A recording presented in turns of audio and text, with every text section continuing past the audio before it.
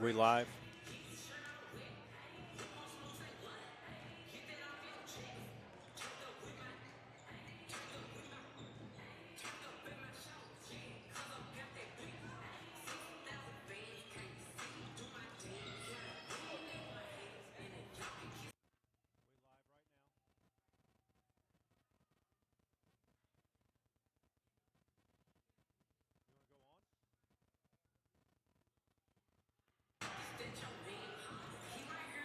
Less than 10 minutes from tip-off.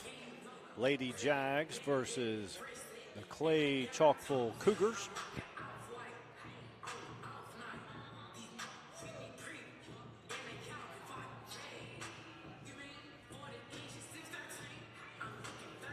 And yes, we will have trivia tonight.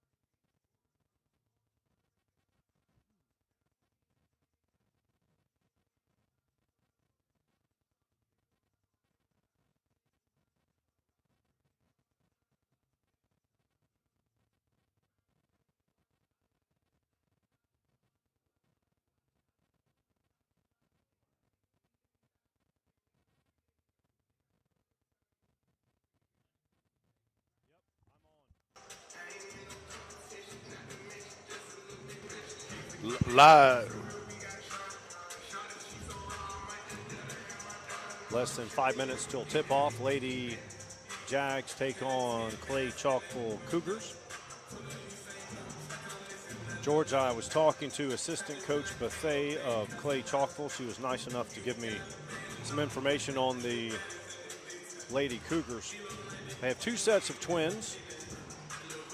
That's interesting. 2 sets of twins. You very rarely even see one, much less 2. Yeah, absolutely. And that's London Morgan and Layla Morgan. And then you have Madison Hale and Mackenzie Hale. And I did talk to her about if any of the girls aspire to play at the next level. And looks like number 1, Talisha Ransom. Number 3, Kamora Brewster. 22, Jada Hall, and 24, Mackenzie Hale aspire to play at the next level. I do not know their record. Did you?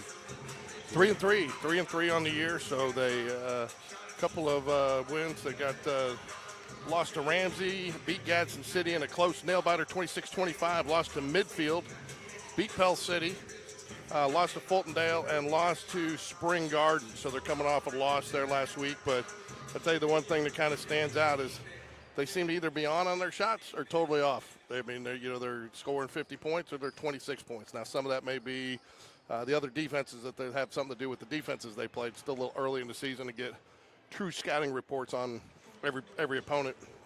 Now, is Midfield still a power in girls basketball? At one time, they were top tier. They're yes and no. I mean, last year we played them. Spain Park should have beat them, and, we struggled last year. But they had talent. You could tell it was raw, though. Right. So, again, and that's one of the things I think you don't know from year to year. In girls and boys basketball, there's a lot of development, and with the JVs and the freshmen, especially on the boys' side, what's coming up, Yeah. So I didn't see who won the coin toss. Mike, did you? No. So it's good to be back. I had a little week ago. We did a couple games last week for the Jag Classic, which was a nice. I still think Coach Black was. I like him wanting to be the best, to beat the best, but he had a grueling schedule last week, and it doesn't get any easier for the boys tonight with Clay-Chalkville coming in, number 1 team in the state, right? Yeah, they're ranked number 1, and that's all you can go by is ranking. We haven't seen them play yet, but if you're ranked number 1 by any source at this level, it probably warrants that they're a very solid team. I talked to Coach Black. He said they have length. They don't have huge bigs, but they have length. They're athletic. They've got a lot of players that can play at the next level, and they're ranked number 1 in the state. So we will get to see them after this game. What's Spain Park's record?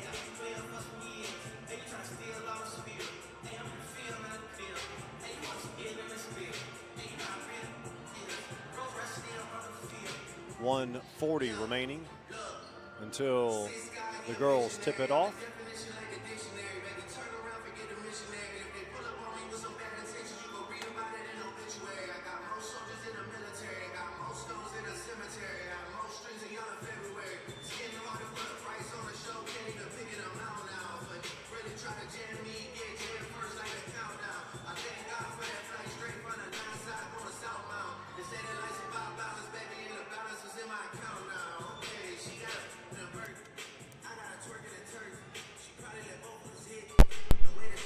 Can you hear me?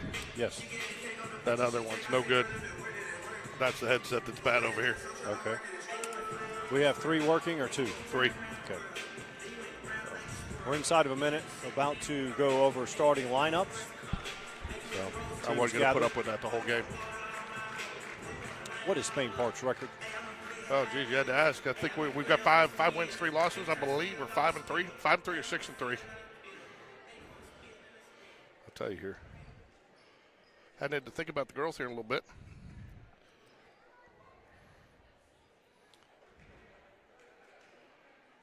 Five and two. 5-2. Actually, we do have a third loss, and I don't think it's been reported. Lost to Hueytown. Lost to Calera. And a tournament loss, maybe? No, that is right. 5-2. Okay, good. Yeah. 5-2 Lady Jags take on the 3-3 Clay-Chalkville Cougars. Will Latch about to announce starting lineups for both teams. Good evening and welcome to Spainport High School for tonight's match featuring the Clay-Chalkville Cougars and the Spainport Jaguars. At this time, let's meet the starting five first for Clay-Chalkville. Number 1, Talicia Ransom. Number 2, Terrion Brown. Correction, number 3, Kumar Brewster. Number 22, Jada Hall. Number 23, Carrie King. And number 24, Mackenzie Hale. That's time for your Jaguar starters.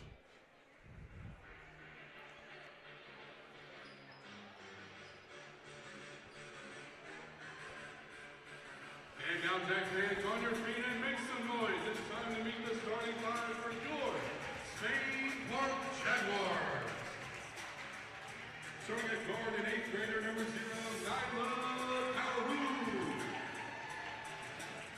Starting at guard in 8th grader number 3, Ava Leonard. Starting at guard as senior number 4, Tori Flournoy. Starting at guard as junior number 21, Tegan Huey. I probably confused everybody, Mike. Number 23, Jordan Corey. I made the graphic in order of a grade, and then, they went in order of a number. Oh, yeah. That's all right. So, but those are your 5 starters for the Jaguars. Nyla Calhoun, Ava Leonard, Tegan Huey, Tori Flournoy, the senior, and Jordan Corey, number 23, the senior. So Tegan's back from illness. She is Good to back see her from illness. She actually came to the Saturday game we had down at the Thompson tournament, which was nice to get her back. And, but he did not let her play for safety reasons. She hadn't practiced all week. And I tell you, that's one thing you're going to be looking for tonight for sure. Jags 4 from 45 from the field in that game, but still did pull off the victory against John Carroll through some solid defense and did it through defense and actually rebounding, Mike. They were plus on the boards in that John Carroll game. So, which is something you haven't seen, but I think he's impressed upon them the importance of being scrappy on the boards because the Jaguars are going to need that if they're going to do what they want to do this season. Clay-Chalkville controls the tip. Number 3, Brewster, over to number 1, Ransom. Jags playing that half-court zone defense. Shot no good. Torrey with the defensive board. One thing I've noticed that the Jags have done a lot better the last couple games, Mike, is getting the ball out into transition. And before they were looking to pass it to one of the guards on the wing real quick, but now they're not afraid to dribble it up a little bit and try to make something happen and then get it into the guard's hands. I think that's made a lot of difference for them offensively. Torrey gets her hands on that ball.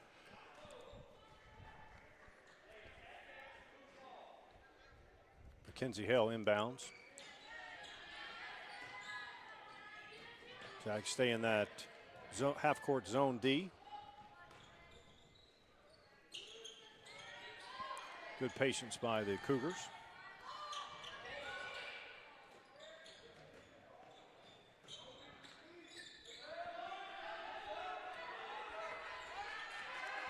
Rooster has the ball up top. Good cut off the baseline there. Just wanted to take it, but nothing there. Running one-hander, no good. Jordan Corey with the defensive rebound. Here comes Nyla. She'll run the half-court offense. Ava with it. Jordan, top.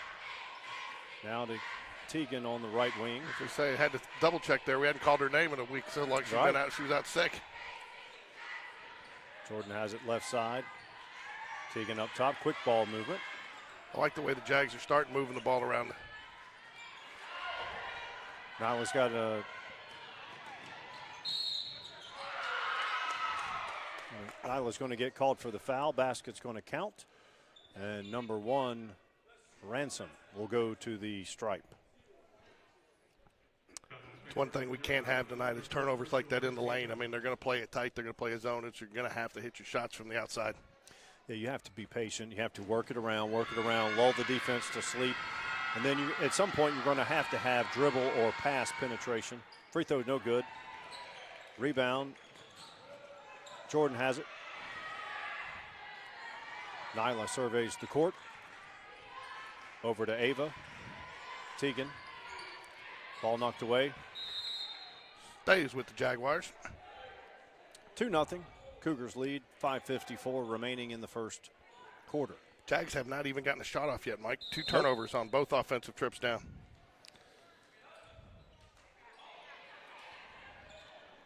Nyla out top. Ava left wing. Jordan up top. Lady Cougars defense is solid. They're rotating very well. Deep three. Off the bank. The bank is open for Ava Leonard. Jags just like that. First shot. Now lead 3-2.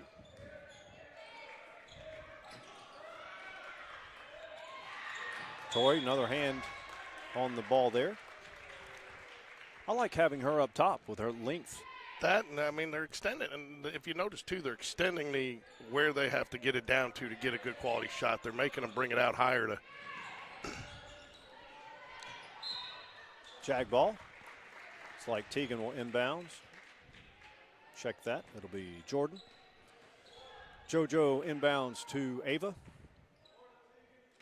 Approaching 5 minutes in the first. Jags lead 3-2. Both teams playing solid defense.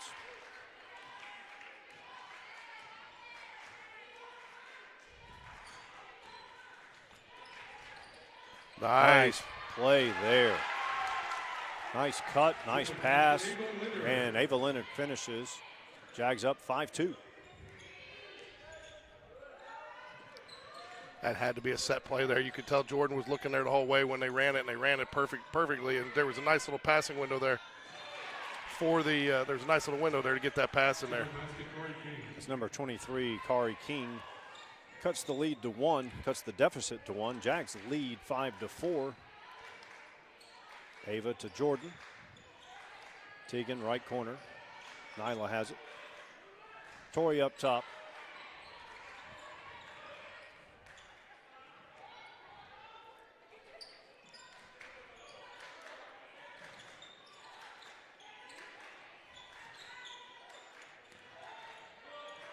Turnover. Don't need that right there. They can't force it. That's where the Jags get themselves in trouble. They start forcing it, and they give turnover, easy points off turnovers there. That's been their Achilles heel and their 2 losses so far this season. Clay-Chalkville takes the lead 6-5. That basket by Talisha Ransom.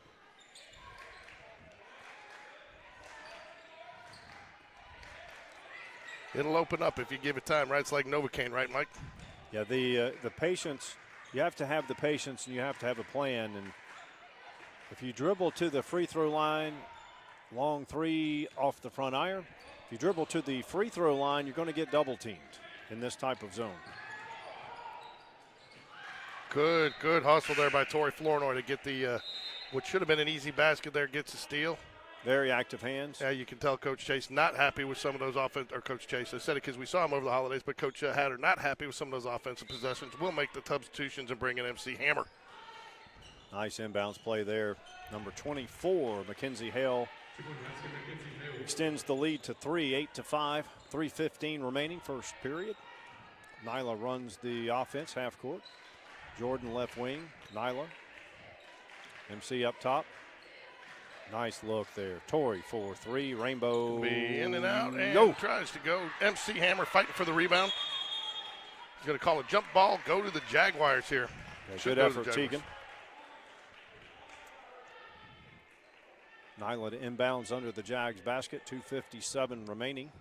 I think they've got they've got 7 points, 7 points off, or 8 points, 7 points off turnovers. Yep.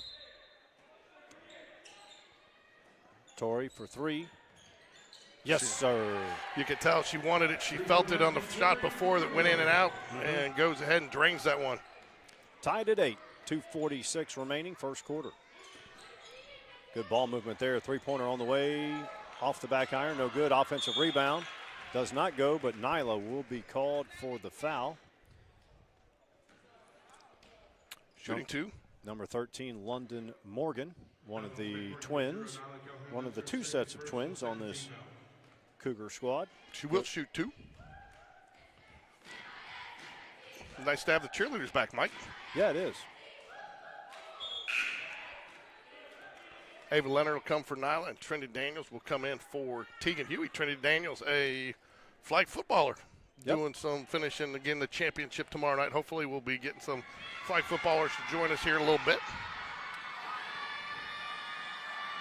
Second free throw on the way, also no good. Trinity, hands on it, but could not collect the rebound. Tori, active hands tonight. Good quick ball movement. Long three. Yes, that's number 22, Jada Hall for the Cougars. Leads back to 3.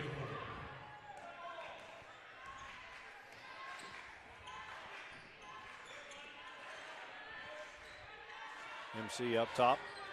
Tori on the left wing. Trinity up top.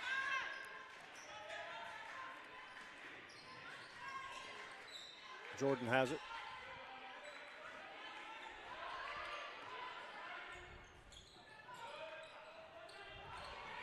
Had her up there in the high post, didn't see it, didn't get it to her. That's going to get double teamed.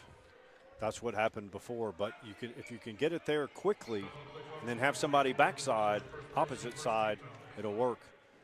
This zone by Clay-Chalkville is solid. Tori Flournoy inbounded for the Jaguars.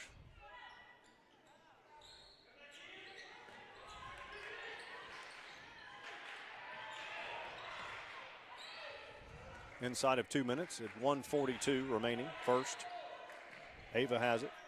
Tori up top. Trinity. MC. Jordan.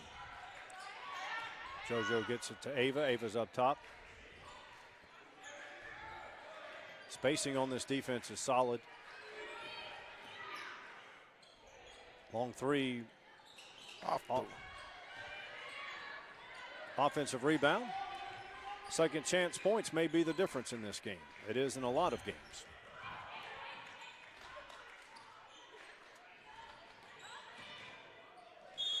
And one.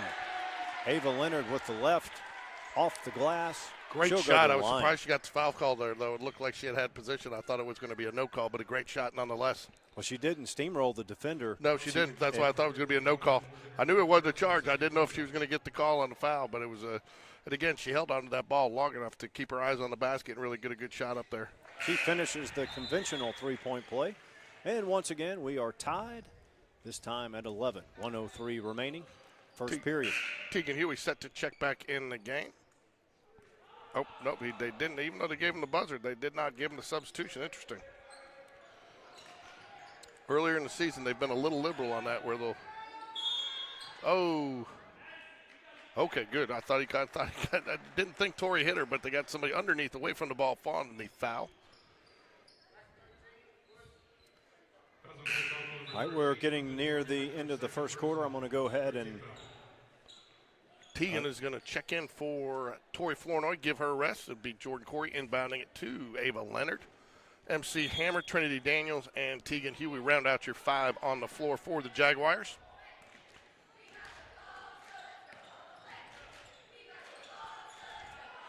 Good quick ball movement here by the Jags on that set right there. Trinity decides to bring it in. Good kick out. I'll move to play-by-play, Mike, while you're doing trivia. Okay. Hopefully the girls hold it for one and finish.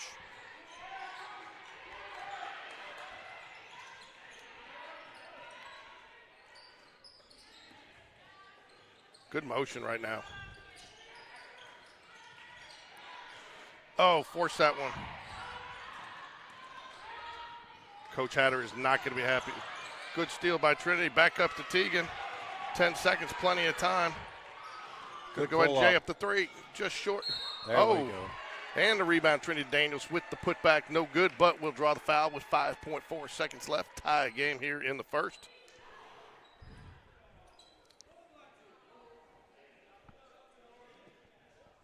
Trinity Daniels a chance to take the lead for the Jaguars here in the first quarter. I guess that's where you want to use your 4th foul, right, Mike? Yeah. rattles in and out, so we will remain tied here. One free throw coming.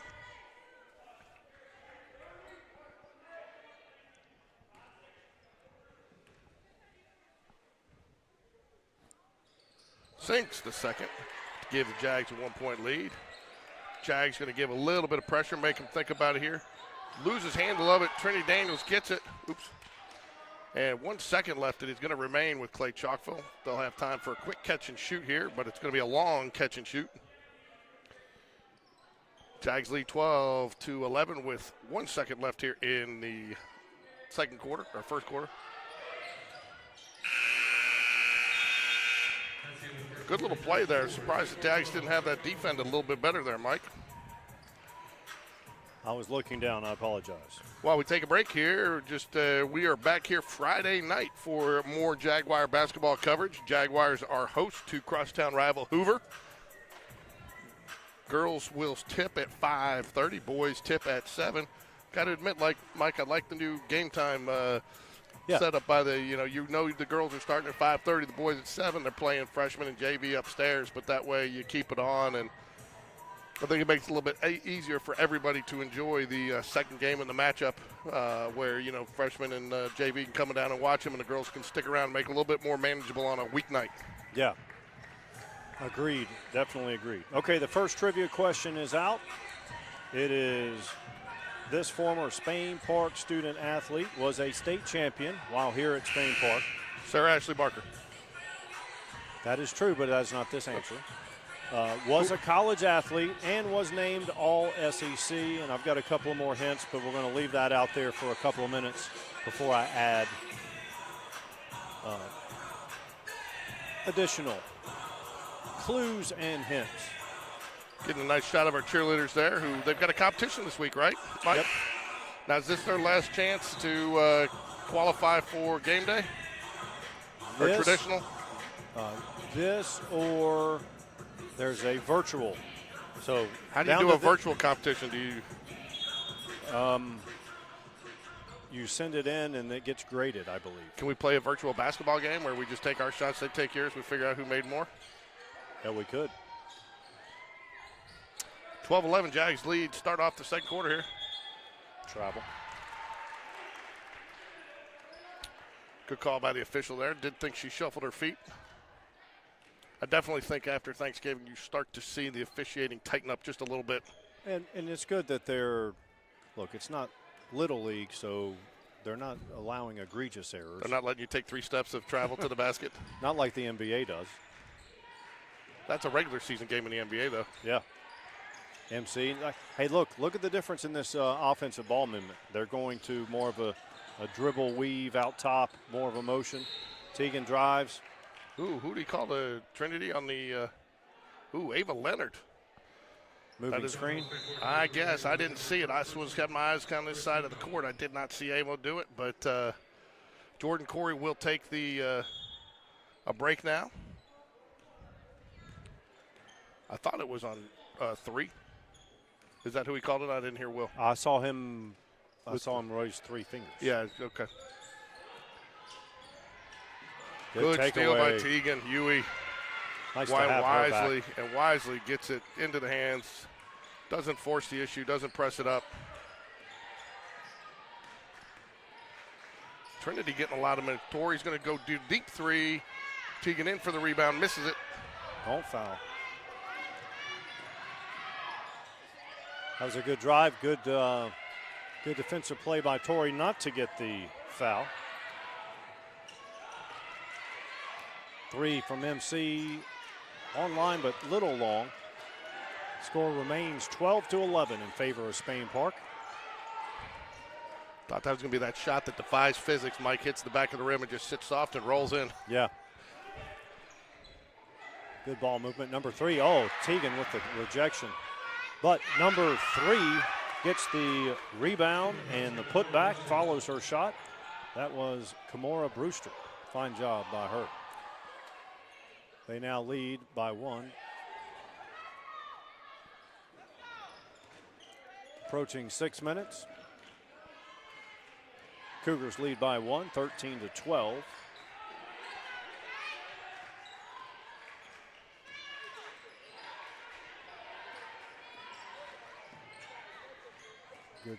Good decision there.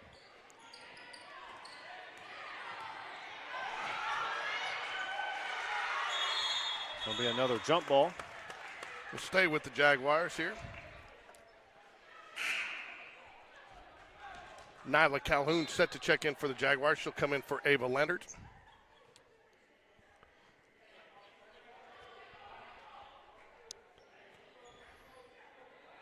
Jags need somebody. Tori's going to pass it in for him.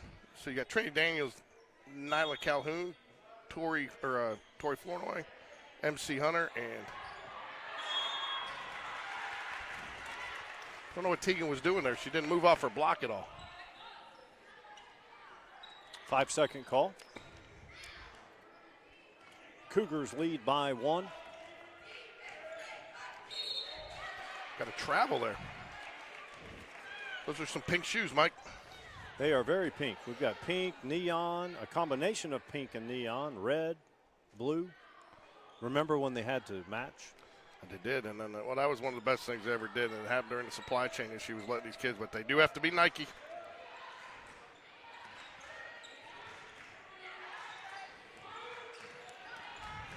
Nyla drives, gets it to Tegan. Tegan drives with the left hand.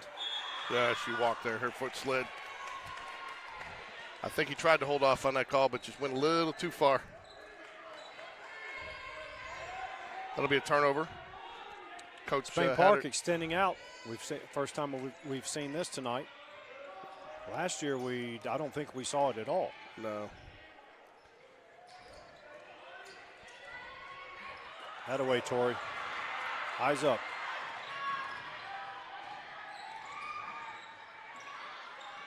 Tegan, eyes a 3, thinks better of it. MC has it, takes it left. Nyla, Tori. Rushed the shot a little bit. Good drive, though. And draws the charge. It's a tough play there. The DJ's made it. The DJ's here. I see that. We got a sub coming in here. We got Jordan Corey's going to check in for Trinity Daniels. We got Kamaya. Oh, she isn't. So good deal. First time we've seen her this year, or she's quite played a while? 1 or 2 games, quite a while. She's been dealing with an injury, and glad to see her back. And she's Coach Hatter had mentioned she had some really good practices. Going to stay with the Jaguars, fortunately. I tell you, they're starting to jump that pass a little bit, Mike. That's where, you get a chance for that little backdoor cut.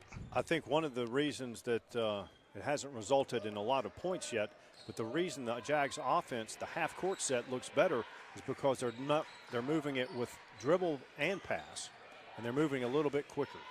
JoJo drives left baseline, out to Tegan, 3, rainbow, down and out. That was a good look, though. You got to like that trip down the floor. Yeah, you take those shots every trip. Nice little dribble drive. Tegan gets the takeaway. Wisely pulls it back, no numbers. Gets it in the hand of Dawsey.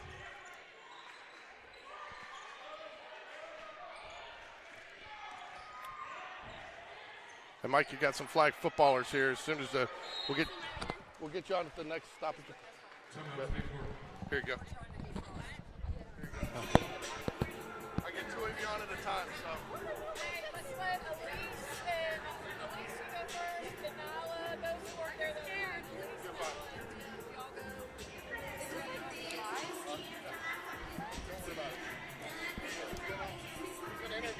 Did you just come off the practice field?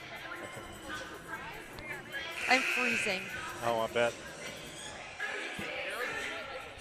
Okay, so right now we have some Spain Park. Can you hear me, girls? Yes, sir. Okay. And you are? Elise Caputo. Elise Caputo. And? Oh, Judea Bibbs. Judea Bibbs. Are you Jonathan Bibbs? Yes, sir. Okay. His sister? All right. So, girls, I'll start with you, Elise. Yes. When did you start playing flag football? This is actually just my 2nd year. I just started it, and I'm a senior this year, so I'm really sad that I don't have another few years left, but yeah. Well, hey, making it to the state championship game Yes. is quite an accomplishment. And thank you. in Nyla, it is? No, Judea. Judea, okay. So when did you start playing flag football? This year. This year, your first year? Yes, sir. So so you guys are both new, second year, first year. You're playing in the state championship. What an outstanding win in that semifinal game. We have it on the channel, and we broadcast it, and it was such a pleasure to watch. Thank you. You guys got down 13-0, then scored, and then it was 20-7, and then you took the lead, and then they came back and tied it, and you guys won in overtime. Did you ever think or envision that when you started playing? Absolutely not. Even just at the beginning of this season, if you told me that our team would make it to state, I probably would have laughed. With the amount of new people that we have, it's just been amazing to see like the growth that our team has had and like see everyone learn so much about the game, and I was shocked, but yeah. It's been so worth it. So does your brother, does he support you? Does he He give you advice, or do you have to keep him in check? I told him he was proud. And, like, I went down there to Louisiana to see him this break. He was proud. He was like, trying to stay. Yeah. I was like, but yeah. He got a big touchdown down at Jordan Hare in Auburn. Yes, he did. I was so proud. I was screaming so loud. So tell me, girls, what's the plan for tomorrow? You're going to go to school at all? You go the first part, or are you going to go straight to prep for the championship game? So we come to school 9 o'clock. Then I think we head there about 1. I think. I don't really know. No, you'll be there before that because the Jaguars at 1:20. Oh, yeah, Jags at 1. So I think we leave at like 12 or yeah. something. Okay. And then we'll have the Jag walk and then go into the locker room and change and get ready for the game and then start pregame. Did you girls get the chance to watch the highlight videos and things that we had on the channel? Yes. That's pretty neat, right? To It see was. yourselves on there and reach this point. Now, so have you watched any film on Central Phoenix City? Yes, we have watched some, yes. So they must be really good. You guys are 17-1-1. They're 18-0. So I'm assuming they have a lot of good athletes like you do. And but you did do film work on them and have a. Yes, they definitely are great athletes, but like at the end of the day, they're just teenage girls like us, and that I just keep telling myself that.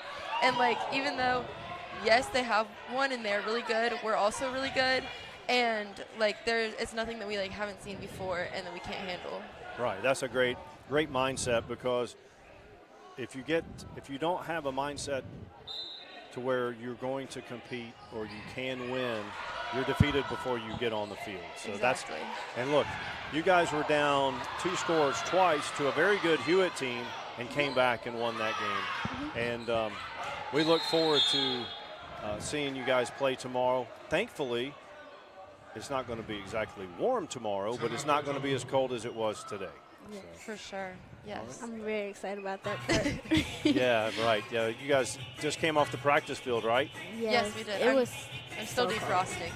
Yeah, I've been here long enough, so I defrosted, but my toes was frozen. Do we have any of your teammates that would like to come on, that will come on with us? We do, yes. Okay. Thank you, girls. We'll see you tomorrow. You're Of course, welcome. thank you so Go much. Jags. I like this remix. Okay, can you girls hear me? Yes. Okay, your name? Sky. Sky? Nyla. Nyla? Okay. Hey, George, turn her volume down. Nyla's volume's too high. Okay. Go ahead and talk, Nyla. Okay. Hello. All right, so, yep, I can hear you. All right, so we're just talking to your teammates, and I'm going to ask you girls the same question. What year did you start playing flag? This year. Your first year again, Yes, so sir. that's the same as Jediah's first year too, right? Yes, sir. And you're, how long? First year. All right. So, did you girls play other sports, or do you play other sports? Yes. How about you? I did cheer in the past. I've ran track, and I play softball as of right now. Okay. I've done cheer and softball Okay. and run track. So, run track. I asked your teammates, did you think when you started this season that you would be at a position where you're in the playoffs, you're 17-1-1, now you're going to go play at Protective Stadium, a college football stadium. Did you guys think that, I'll start with you, did you think that that was possible? Did you even think about that? No. It's a big accomplishment. And It is. how about you? Did you even think about playoffs? You were just trying to learn the game? Yes, sir. It was more of really just getting to know the game and wanting to do something new. Well, I can tell you it was such a pleasure to watch that semifinal win. You guys were down 2 scores twice, came back, took the lead. They tied you up. That goal line stand at the end that saved the game, it was fantastic. Girls, best of luck tomorrow. Go Jags, and we'll get your other teammates on here. Thank you. Thanks. Get Coach to be on here.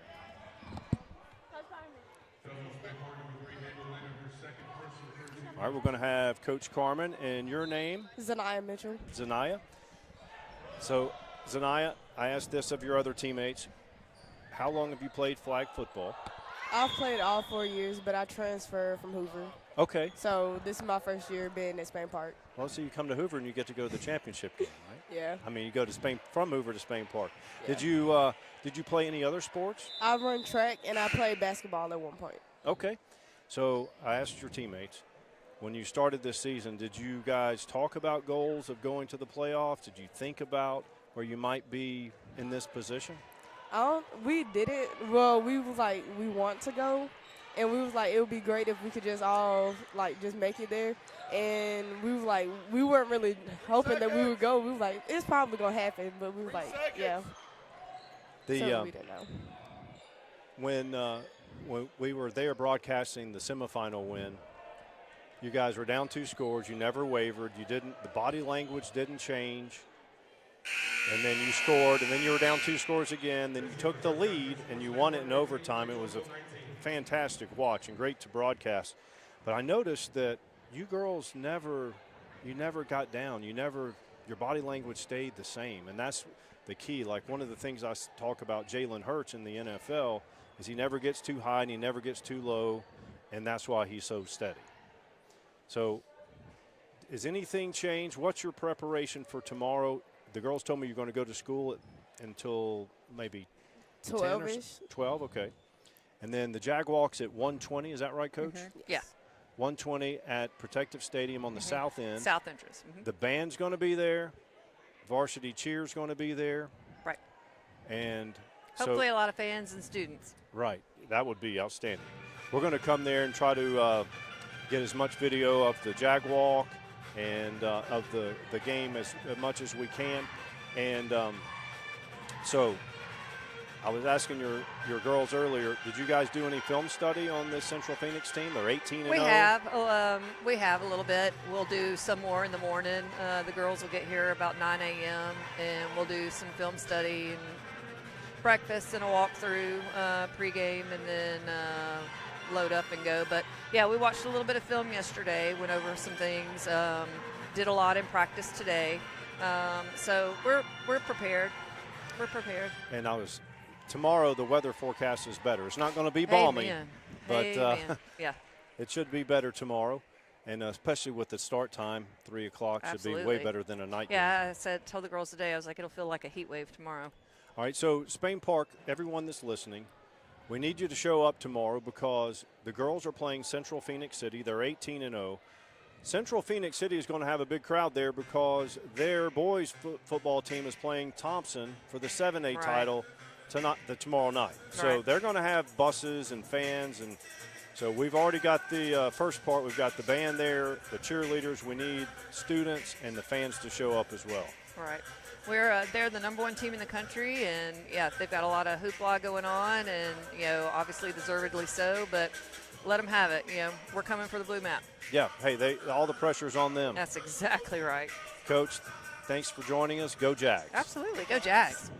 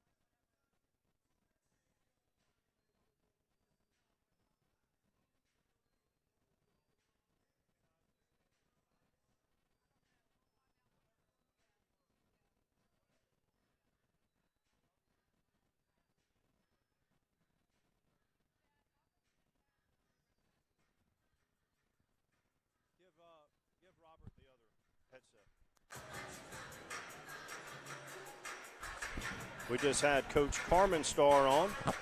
Now we have Coach Robert Starr. Coach, how are you doing? Doing well. How are you? Good, good. What an accomplishment. You don't want to celebrate too early. You're playing the #1 team in the nation in flag football. Yes, the #1 team in the nation. They're 18-0. But our girls, your girls, 17-1-1. We just interviewed 6 of your student athletes. I believe 4 of them, this is their first year playing. Correct. So how did you get these girls that have played 1 and 2 years to gel and mesh in such a short time? I think just the quality of kids that we have, some of it just kids that we have here at Spain Park, but ones that we have involved in our programs, speaks a lot to them and how they're raised. And, you know, we don't necessarily have problem kids within the program, and so they just lead by good example. They're very patient with the newbies and have been helpful in terms of teaching them what to do, what not to do, and so that part has been nice to see as a coach, because you sit back and not have to go with attitudes or anything like that. So I was saying with earlier in the piece that when we broadcast the semifinal win, so you're down 13-0, then you get a score, and then you're down 20-7, so you're down 2 scores again. But I noticed that the body language never changed. There was no panic, and I know you're humble, but that's a testament to the coaching staff, because when you go back a couple of years ago and watch Ohio State, when Ryan Day's Ohio State team had Georgia beat in the playoffs.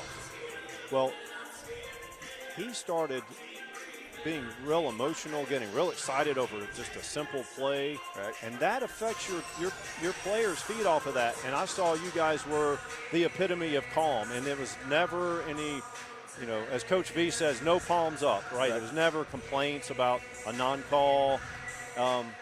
So is that because of you guys have so much experience? I mean, you've got a lot of experience as a coach, and that had to play some part. Yes, I've been on all sides of it. You know, I've been on the positives, the negatives, the heartbreakers, and everything else. And, you know, I've just really tried to keep with the philosophy of winning halves. You know, do your best to, you know, okay, if you don't win the first half, you got to win the second half. And then obviously how you win the second half determines the game. But if you can just take it bit by bit, because it doesn't matter how you start, it really matters how you finish. And so that was kind of a perfect example, and us being able to get that score right before halftime made a huge difference. And so we tried to break it down as best we can. The fourth down magic from the boys and the girls this year has been fabulous. Yes. Because so many times in the boys' games they had to convert 4th downs twice against Hoover to come back and win that game. And then your girls last game in that semifinal game, the score you just mentioned, that was on 4th down. Right. And look, that pass that she made, her name's escaped me. It's Jenna Kate. JK. She throws a fade pattern better than the NFL quarterbacks do. She made it to where only her receiver could catch it, but it was in the play. Yes. No, it was. JK has done such an amazing job the past month. You know, if you saw her at the beginning of the season to now, you would assume that it's just not the same person. And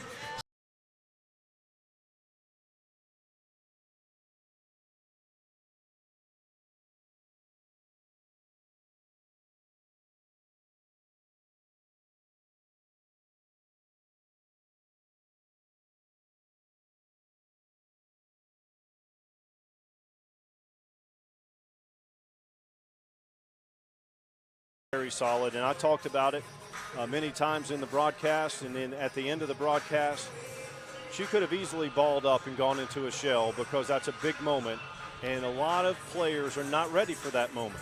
She threw a couple of interceptions, but she knew. But in order to win the game, you needed her to keep slinging it, throwing it downfield, taking, not playing scared. Right. And that's exactly what she did.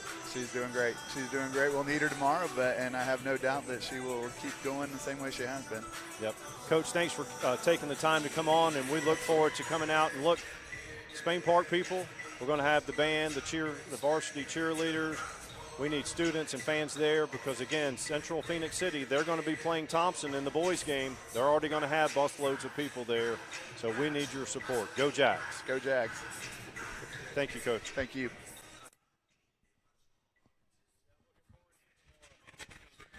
It is.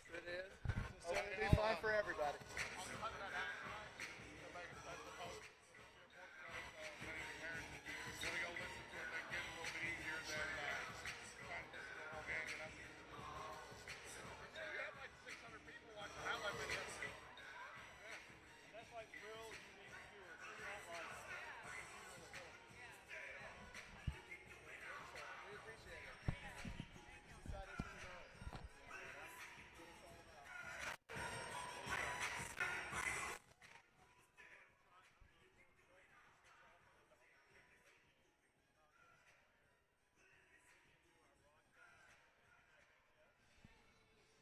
Thank you.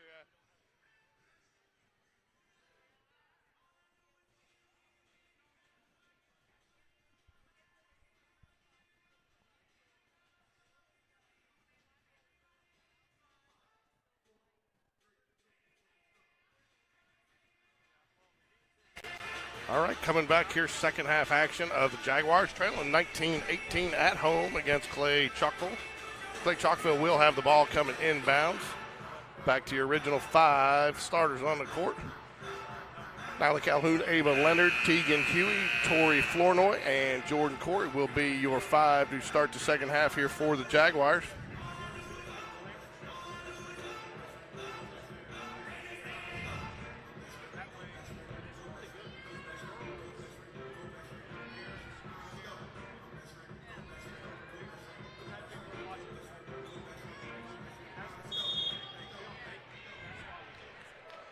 All right, here we are. Second half action underway here. Quick turnover there. Jordan Corey with the steal.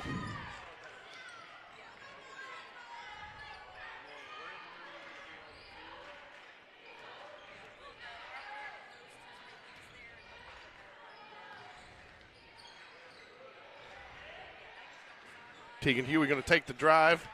Not there. Going to go ahead and pass it back up top to Tori.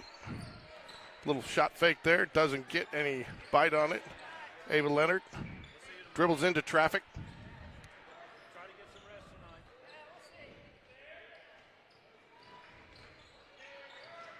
Nice little screen there by Ava Leonard over to Tori. On the wing, she's going to try to dribble it in just a little bit. Not there. Nice backdoor cut. JoJo. Sorry, I didn't mean to just come in. No, you're fine. So Mike totaled it up. Over half of Clay-Chalkville's points have come off turnovers and forced shots by the Jaguars. So I think if you're the Jags, you don't feel good about that, but I think you can feel good because you clean that up. You should be able to maybe get a little bit of a lead in the second half, if they can take some quality shots like they just did there.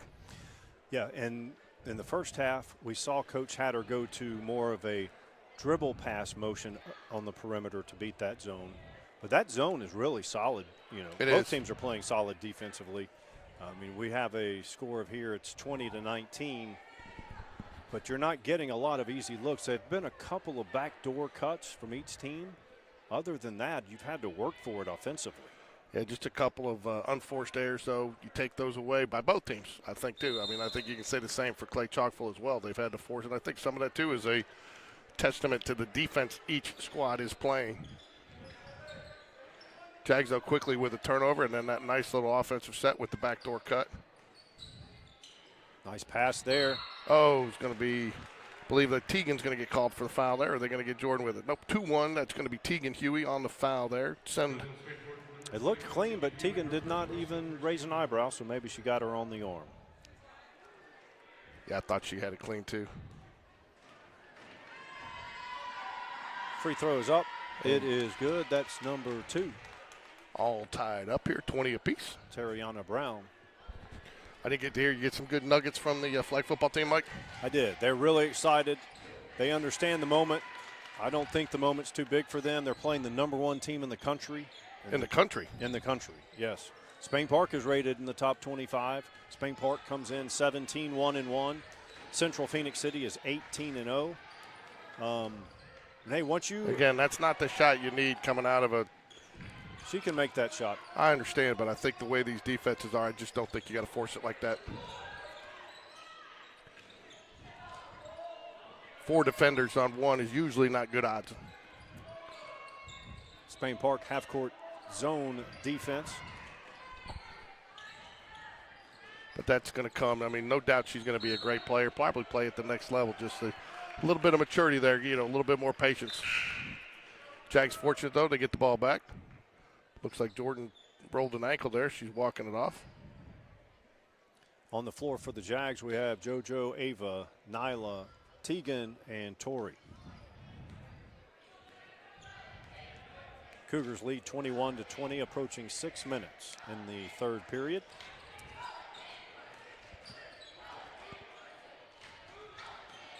Tegan drives with the left hand, up. And fouled. She's done a nice job of getting some contact in the lane. She did it. She got, that's where, they had a nice little ball movement there. She gets to split the defenders, and then the defenders are playing from behind her, and you're almost always going to get a foul call when that happens. I'm going to add, at the end of this period, free throw no good. I'm going to add a couple of hints to our trivia question. We've had no takers. Of course, need a few more hints than that. Free throw. It's up and good. Tie ball game. Jags going to show some pressure again, Mike. I like it. Good press break there by the Cougars. Patience. Beat it with the pass. They didn't panic. Good defense. Nyla gets the ball, gets it to JoJo, then JoJo gets it back. Now Tegan. I tell you, over the break, Jordan lived on the floor. 3 games we played, she spent more time on the floor than she did on her feet. Thought you were saying you made her sleep on the floor over the holidays. No, she lived on the floor. She was rolling on the floor, turnovers on the floor, passes from the floor. Oh. Drive, Nyla, nice dish out. Ava Leonard, deep 3. Nope. That's a good look, though, right there, Mike. Good job, Tegan. Huey. Late call there by the official, but I agree with it.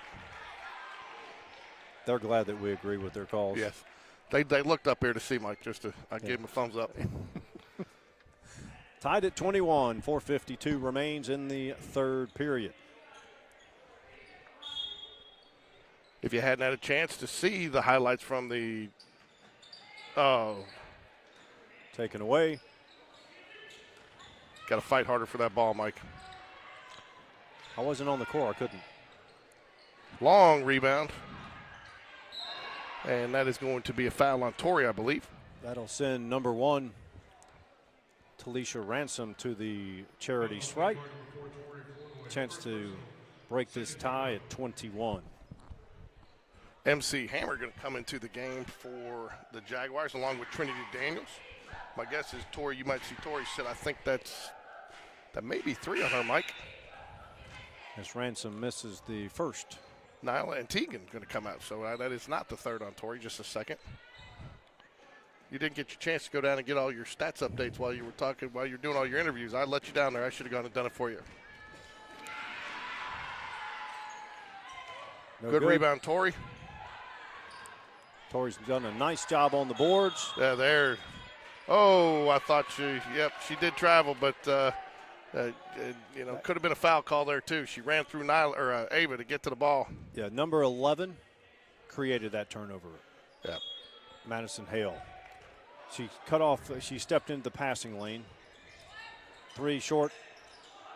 Offensive rebound, put back, no good. Offensive rebound, good. Foul's going to be on JoJo. Yep, she was over the back when she went up. Number 24, Mackenzie Hale, scores. Coach Hatter not pleased, you can see. He's got both hands in pocket, staring them down. Look. I tell you, Coach Hatter been watching some of our boys' coverage. We welcome anyone to watch our coverage. Some of them even leave the volume on. She completes the conventional 3-point play. They lead by 3, 4:22 remaining, third period. MC over to JoJo up top. MC left wing. This zone has been really effective. They're sitting down in it just a little bit more, though. See, that's what you do. Ooh, that was a good offensive possession right there. That's how you beat it. You get it to the elbow or free throw line extended, and then you punch it out quickly like Ava did there. You got an open look. Good defense. MC over to Ava. Take it strong, young lady. Ooh, good defense there by number 3, Brewster. Oh, he's going to call the block. That'll be her third for, who was that on? Tori. Okay. That will be Tori's third, though. Oh, second, only second. I don't know how I got. Home cooking, home cooking. At the line for Clay-Chalkville, number 3, Kimora Brewster. Kimora Brewster at the line. First free throw on the way. Nothing but net.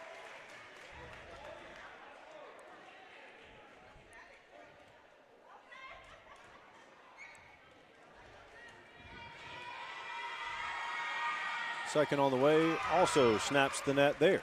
Up lead is 5, 26-21, 3:33 remaining, third period.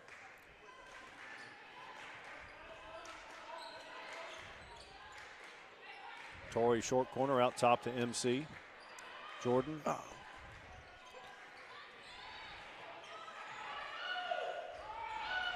It's hard to get a lot of good looks at this defense.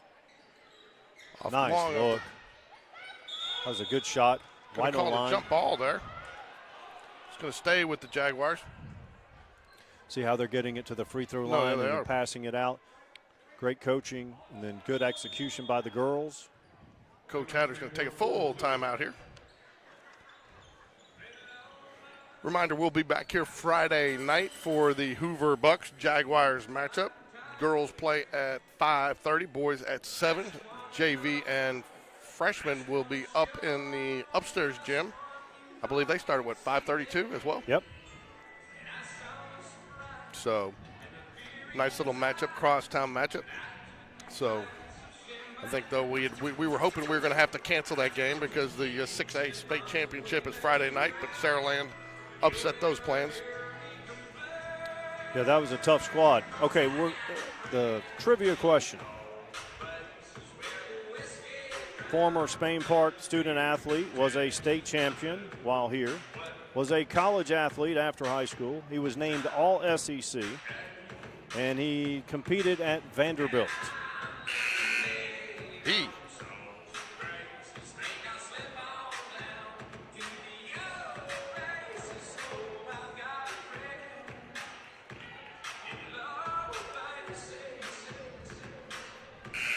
(26-21), 3:08 left here in the third. Jags, though, with 4 fouls. Your next foul will be 2 shots for the Cougars. Jags getting the ball off the alternating possession. Jump ball turnover. Not turnover, but jump ball call. Ava to inbounds. Good hands by number 1, Ransom.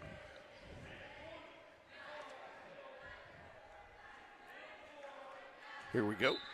Jags will do it again here. Jordan Corey fighting inside for the ball there. Doesn't get it. Oh. Nice pass. Ooh. Got to make that shot. Who was that, Tori? Yep, little strong. MC gets back, gets in position. Good drive there. Not much you can do. Kimora Brewster drives and finishes. Extends the lead to 7.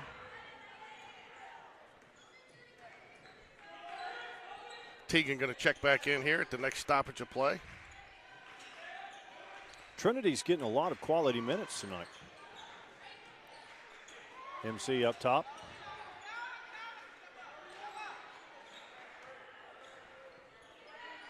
Deep 3 from JoJo off the iron. Oh, I thought there should have been a foul call there. Did you see that? Not see her push Tori down? I did not. Looked like she pushed her, used 2 hands. Tori going to check out there. Teagan comes in. Nyla Calhoun going to get in the game as well. Is going to come for Ava Leonard. Mike, this one's slowly creeping away from the Jaguars. What do they got to do to shift momentum here? Offensively, I say keep doing what you're doing and just the shots have to fall. They're getting good looks by the dribble penetration and then the pass to the free throw line and a quick outlet from that free throw line position. They're getting good looks. Defensively, I'm not seeing a lot of mistakes. They're just Clay-Chalkville's making it happen. Second chance points, you know, that's a big deal too. Good drive and finish with the left. Number 24, Mackenzie Hale, one of the 2 sets of twins on this. Feels like there's a little chaos on the Jags defense too. And I think that's because they've spread them out a little bit. And, you know, I think I'd almost sag it back just a little bit like Clay-Chalkville's done here in their zone. I'm not sure. I'm not saying man-to-man's an option is what they should do here, but usually when you're in a zone, you're at a disadvantage on getting defensive rebounds. And that's where they've gotten second chance points. 6 of their last 8 points have been second chance points. MC, deep 3. Ooh, what's the call? Moving screen. Number 2, Trinity Daniels will get called for the foul. Not a shooting foul, though. Player control, correct? Yes, apparently so. That's the 5th team foul for Spain Park. 9 point. No, nope. You don't shoot on the player control, sir. Even though it's 15 foul. It used to be if the player had the ball, you didn't shoot, but any other foul would be a bonus. Now it's just any offensive foul is not a bonus. Quick ball movement. Oh, yes, good call there. She did shuffle those feet, trying to get a little bit of a jump start there. Did not get away with it, though. Jags, though. Nyla Calhoun will bring it up for the Jaguars.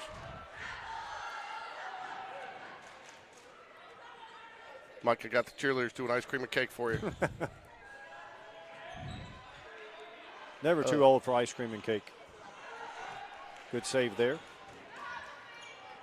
That's just weak, soft hands there, just losing just a little bit of focus. Nice defense, Nyla. She takes it away, goes coast. Does not finish. Those are the ones you got to have when you're down. Great play to get the turnover, did not finish. We've had open looks on the offensive end. They did not go. Good job, Tegan. Turns it back.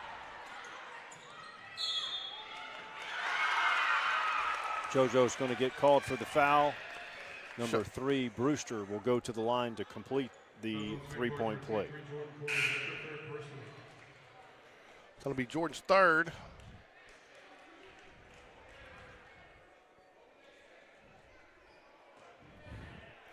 Been a lot of and ones tonight. There have.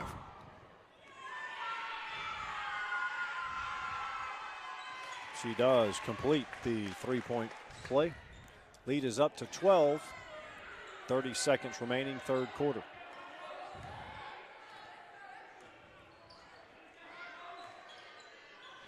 Trinity has it up top, over to Nyla, left wing.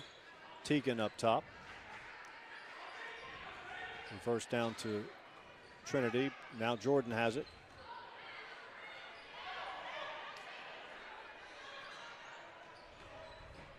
Ball taken away. It's going to be the end of the 3rd period. Cougars 33, Jaguars 21.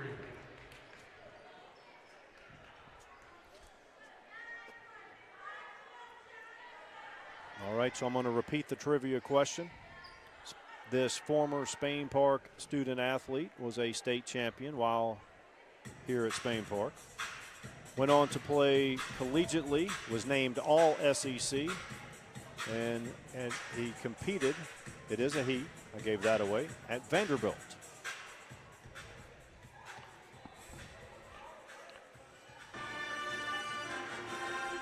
Varsity cheerleaders on the court. They will be in Jackson, Mississippi on Sunday, competing in,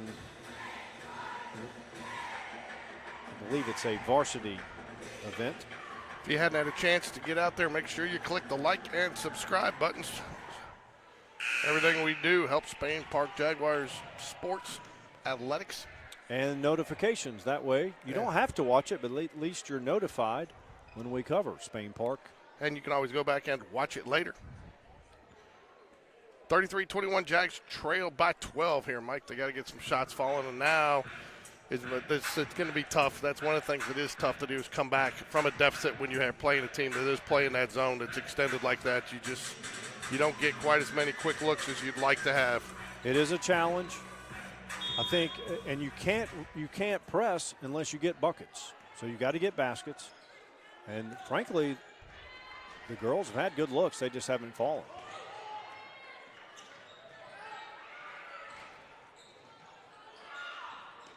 Good and my ball guess movement. is, Clay-Chalkville will be content.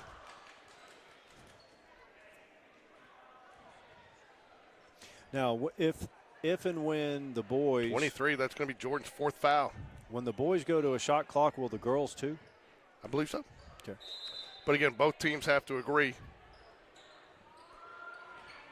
Three-pointer on the way off the side of the backboard, no good.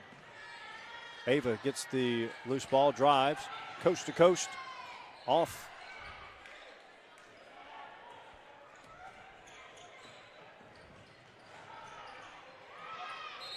Teagan on the floor. Teagan does not mind getting on the floor and scrapping it out. None of these girls do. We see a lot of jump balls situations with these Jags. Deficit is 12. Ball taken away. Torrey comes back and takes it right back for the Jags. Now Nyla has it.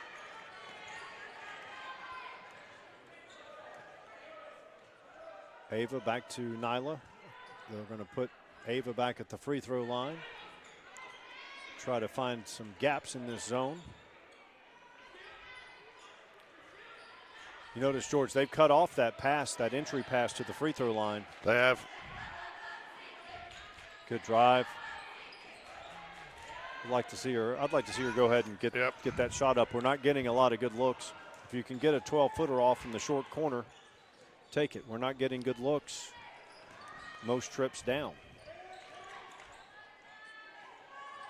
Three-pointer, nope. They're killing Spain Park on the offensive boards. I don't know that there was even a foul there. I think that's going to be George's 5th foul.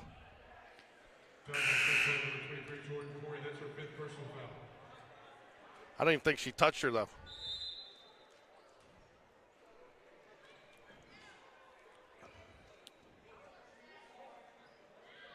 Brooks Bentley. I believe this is the first time we've seen Brooks tonight. Yeah. I don't even think Jordan touched her, though, there, Mike. I said Brooks. Brooke Bentley.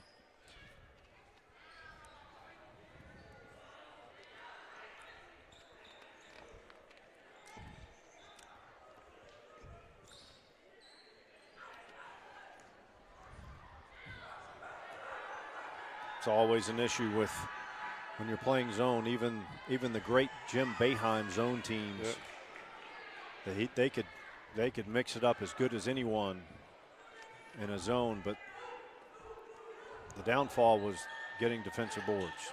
Brooke comes in right away, does get a rebound. Jags trail by 12. Coach Hatter gets a TO with 6:11 remaining in the fourth quarter.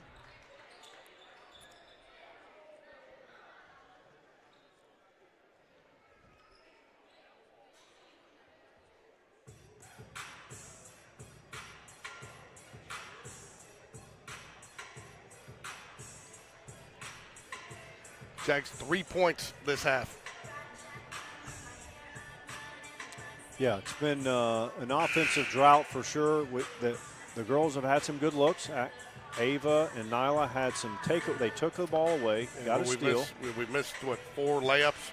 We missed some layups. We missed some open looks from 3 that were, and to the Cougars' credit, we had something going with Ava at the free throw line when we could dish it into her and she could dish it out to the opposite wing. We were getting open looks that the girls normally knock down, and tonight they just didn't fall. Yep. But 6 minutes remain. It's only a 12-point deficit.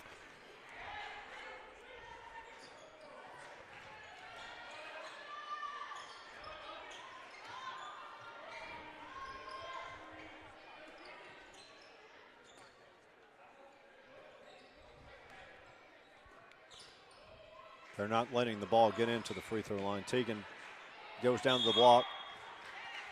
She draws the contact. That was definitely a foul. Yeah, he's had a late whistle all night, though, too. There's a couple times you wonder if he's going to make the call. Well, I'd rather them get it right. Yeah, no, I agree. Than call something they think they saw, right? It's a very tough job officiating at any sport at any level. Short, you know, you got to expect maybe a little bit of that. She's been out for basically 2 weeks of basketball. I talked to her dad pregame, and he said he watched our broadcast while she was sick. Glad to have her back. She does miss both free throws there. Jags are going to have to extend out and try to make something happen, create some chaos. Torrey, another good hands play there. Finish it. I tell you, that's one thing, too, I don't think we've probably mentioned is Clay-Chalkville's been so quick. They close a lot of those gaps, and they have gotten back on a lot of those fast break points. They have size, they have speed, they have length, and it's been tough. Look, their zone has been just stifling.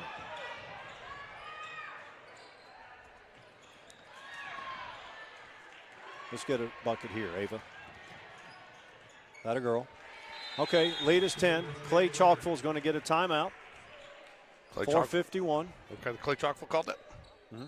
I thought Hatter did. Oh, really? Okay, I thought. Maybe. I thought the referee. No, he did. No, he did. He called timeout. Oh, no.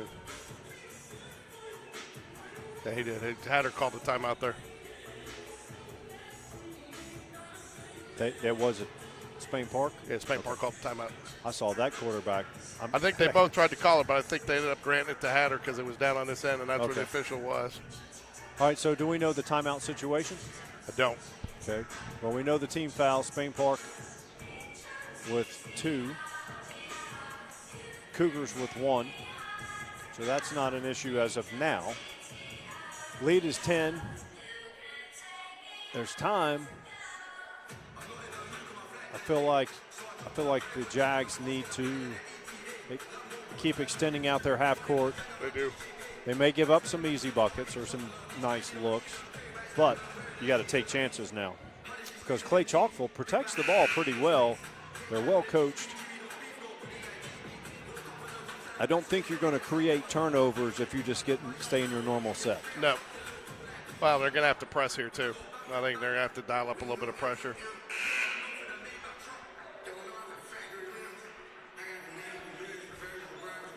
And that's what he did. He called timeout to get the press put on. Do we know if he has more than one full court press? He does have a couple, but I think one of them the girls aren't quite as sold on yet. They don't feel as comfortable with it. This looks straight man-to-man. No, it's just a matchup. There we go.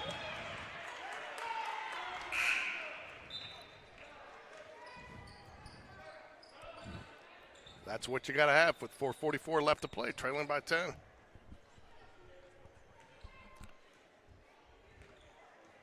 Ava back to Nyla.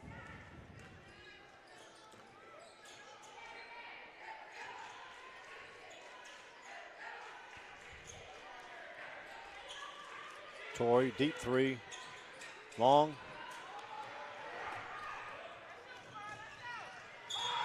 Loses it out of bounds on the line. Brewster's had a really solid game for the Cougars.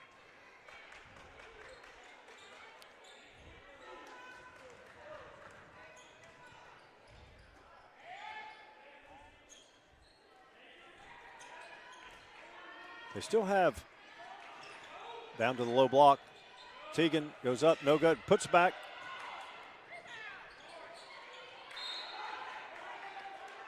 Should be white ball. Looked like she dribbled it off her leg trying to get it. Number 23, King, in for the Cougars, giving London Morgan a break.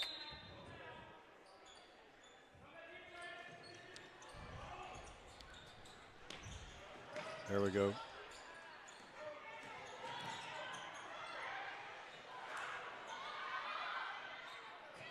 They're letting the play down there now. On the line. Going to be a Jaguar inbounds from underneath the basket.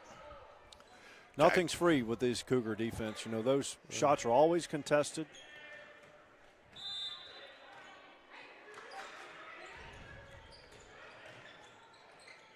Nyla has it out top. Torrey, free throw line. Ooh, thought about it. Yep, that defense is there recovering very nicely. Good ball movement there. Oh, very nice decision there. Just I don't think Tegan was ready for it. That was a great decision there, though, by Ava Leonard. That's it. Like That's the pass, and that's worked with her up there at that high post. Yeah, that's the blueprint of how to beat that that zone. Just did not finish. Jags full court press.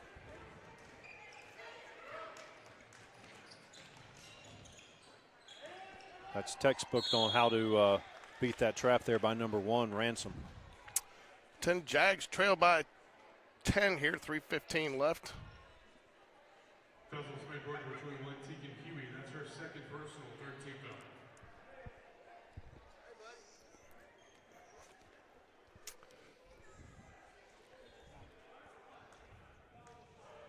Stick around. Just following this game about 10, 15 minutes after will be, oh, they're going to call that foul on the ground. On the floor, you mean? Yeah, I'm on the floor. On the ground. Thinking about my flight tomorrow. What time do I get on the ground? Flying up to the warm tropics of Chicago, Illinois tomorrow, Mike. It's supposed to be a high of 24 and a low of 18. Not much different than here today. I've just been telling everybody it's going to be 21. That split the difference, right? Yeah. Average it. It's going to be 21 all day. Well, it could be 60, 68 if you're indoors. Yeah, we should be.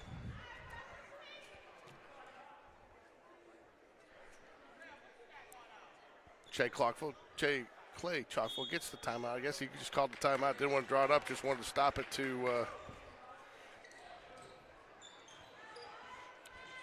You see that happen sometimes for substitution timeouts. Does the team calling the timeout get that option, Mike? I'm not sure. Where they don't have to, they just want to inbounds it. Where they don't take any time? Yep. I've never seen it. I've seen that before with just a substitution timeout, but it looked like he called timeout there. And in a game where it's out of hand late, you'll see that. Yeah. But usually this game is not. It's still in flux. I thought the Clay-Chalkville coach there got the timeout there though with her up there, and that's why they ended up passing it in. Okay. Looks like Spain Park's probably going to have to go man-to-man here.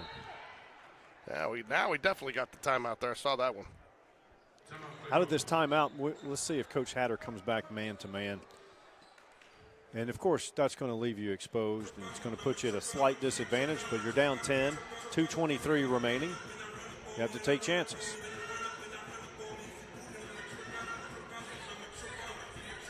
So the talk of the day, Mike's obviously been, where is Alabama going to fall in the college football playoff standings? So. Well, not only that, but.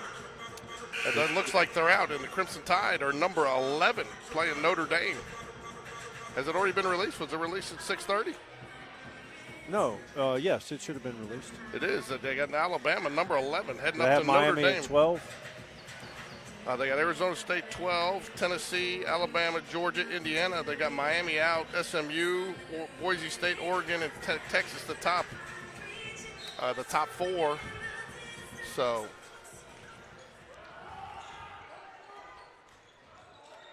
Well, Alabama still could get knocked out because Clemson can beat SMU. SMU would likely stay in, and that would bump Alabama out.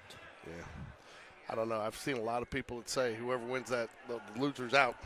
Well, if Clemson loses, they're out. They're already out. They're already out. But if they win, SMU has probably done enough to stay in. And remember, everyone said, oh, we don't need 12. I told everyone on all the shows, it's going to create more interest, more than just who's 12 and 13. You have the seeding.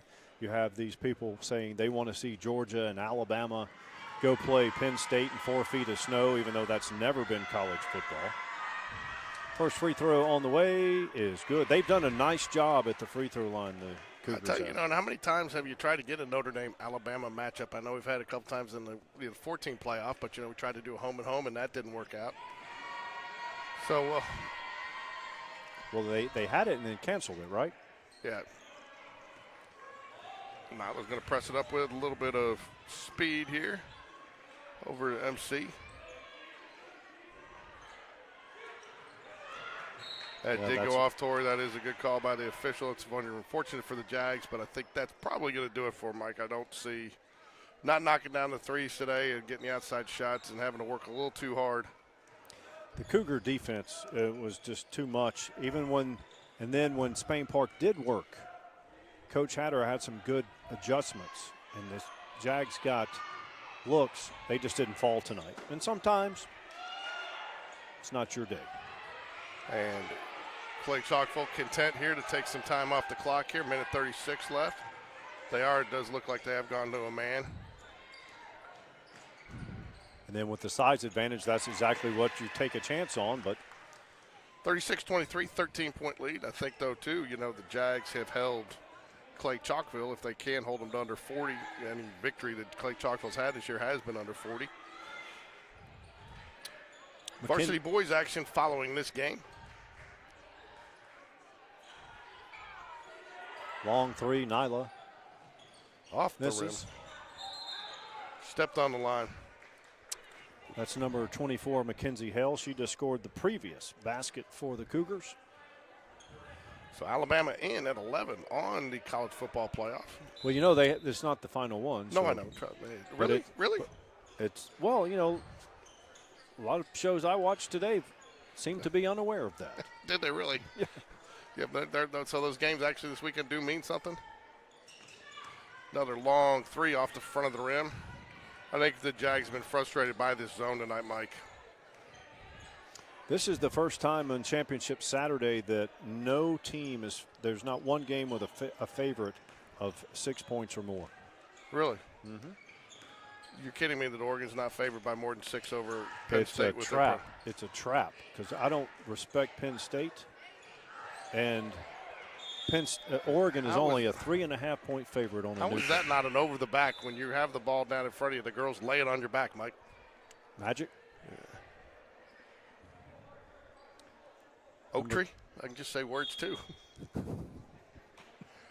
Corvette? Is that what we're doing? Just a word association game? No, you said how did it happen? I said magic because magic can be the answer to anything happening. Yes. 15.9 left. I don't see enough time left for the Jags. Coach Hatter looks very frustrated. He's gone from the pockets to arms crossed. So I don't think he's. I saw him shaking his fist at you. Yeah, probably. So if that's true, I've had a coach and a parent shake their fist at me this year. Ooh, just off. That's number 3, Brewster. She's had a fine game. Wholesale subs come in for the Cougars. Number 21, Sims in. Number 14, the thing Layla I take away from this is this definitely was a winnable game for the Jaguars. Yes. The shots weren't falling. I think they did take some ill-advised shots. I think early, I think that was probably the difference. The Cougars took advantage of the mistakes the Jags made. The Jags didn't take advantage of the mistakes the Cougars made. And this does not look like a 3-3 team to me. No. Well, and they've played some good teams. So 7 seconds left. You'd at least like to get a shot off. Tegan's going to take the 3. Short off the front of the rim. And that'll do it. Jags lose 37-23. You know what I see in my future, Mike?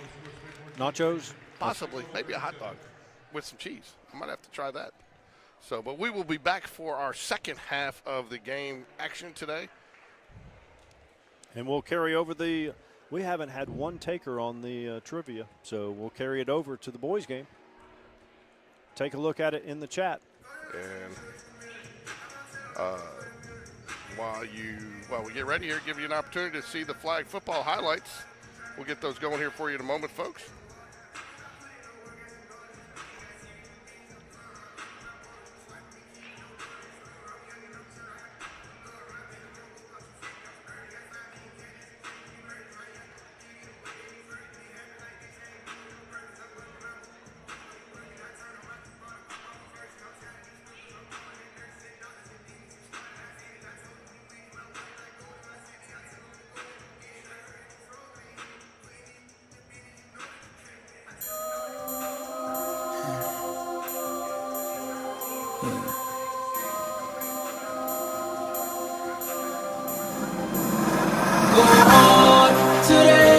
Past is the past, you know. About the past, 'cause that was yesterday. It's a new day, bro. I'ma put it on my day.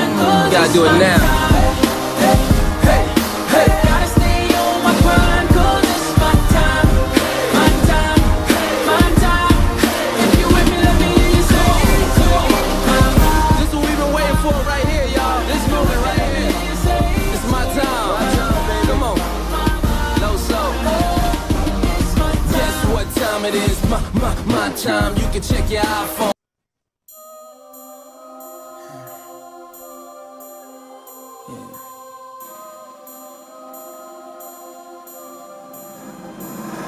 Go on today. The past is the past, you know. About the past, 'cause that was yesterday. It's a new day, bro. I'ma put it on my day. You gotta do it now.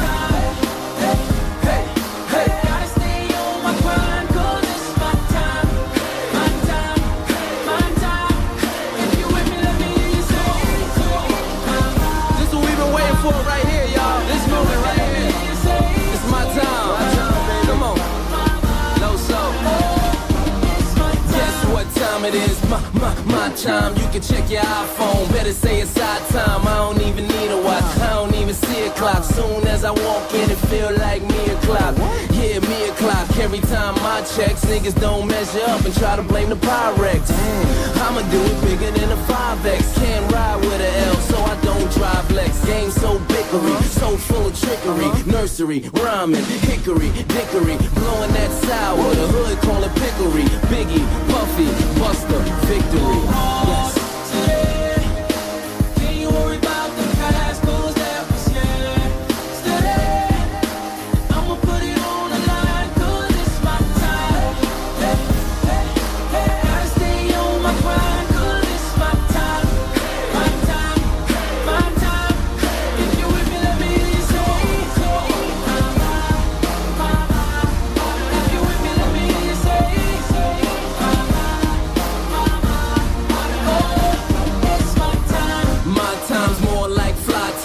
Call it getting dressed, call it in the sky time. If you ain't a pilot, you probably couldn't style it. Unless you was a stewardess, you won't know what to do with this. First I took the time out, then I put the time in. Money ain't everything, it's more about the timing. So I got the Audemars, flawless diamonds. In other words, that's called perfect timing. I feel like a favor, I feel like a savior. They clock in my neck, I feel like I'm flavor. I go so hard, low so God. Damn, street, fit it.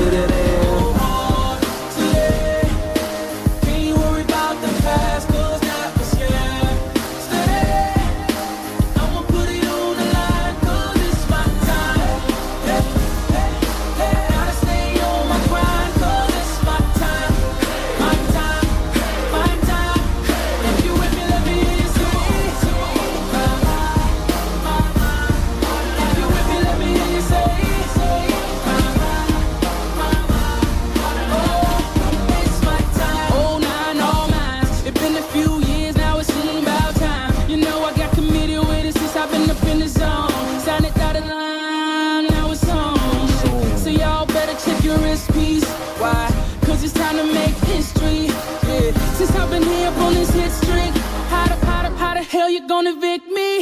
Hey, you know I'm here to stay, never clocking out. Big bottles we popping out, no telling when we stopping now. And I represent the chick AGO on the track with FABO. You know we go hard today. Can't you worry about the past, 'cause that was yesterday. I'ma put it on the line, 'cause it's my time. Gotta stay on my grind, 'cause it's my time.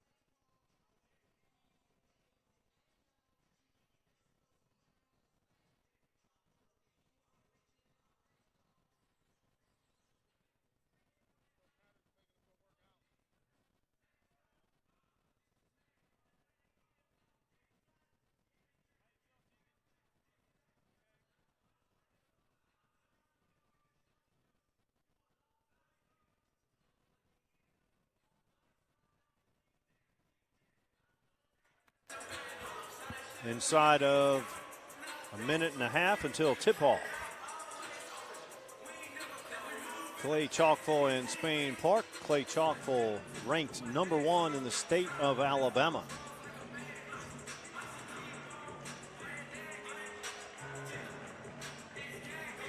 Trivia question. Former Spain Park athlete, was a state champion in high school, played at Vanderbilt, and was a top 10, had a top 10 ranking, world ranking as an amateur golfer. The winner gets a $10 concession stand. So, Mike, here we go. Boys in desperate need of a victory tonight. Nobody's answering it. Brock Bradley, trivia questionnaire answer extraordinaire. What Mike, is Brock not good at? Math. I don't know. Guessing, right? Cheerleading.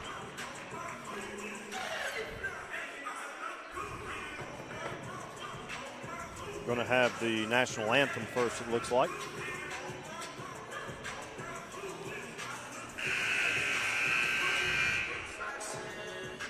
Ready to begin working with Spain Park. Tonight's 6A matchup features the Clay-Chalkville Cougars and your Spain Park Jaguars. At this time, fans, would you please rise for the playing of the national anthem.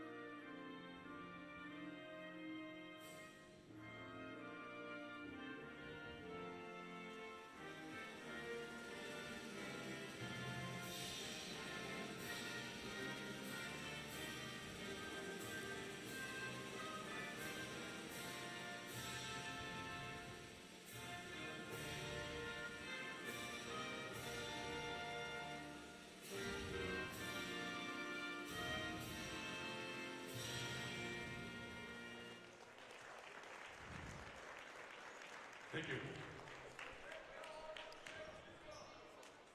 So, Mike, Jaguars should get some much-needed depth back with a couple of their bigs back from football. Yeah, last game we didn't see the football players get any time. They haven't had time to get in shape. Basketball shape, that is. I did see Noah Hendricks today kind of warming up for the game, and he looked tired, so. This Clay-Chalkville team, very talented. They don't have any, doesn't look like they have any 6'7", 6'8" guys, but they got good length, good size, and they're very athletic. I'll tell you though, Jags, you know, one of the things I think Coach Black's going to be looking for coming out of the tournament is shot selection. I think that was one of the things he was frustrated with, is some of their shots weren't. Starting at guard is 6'1" junior number 2,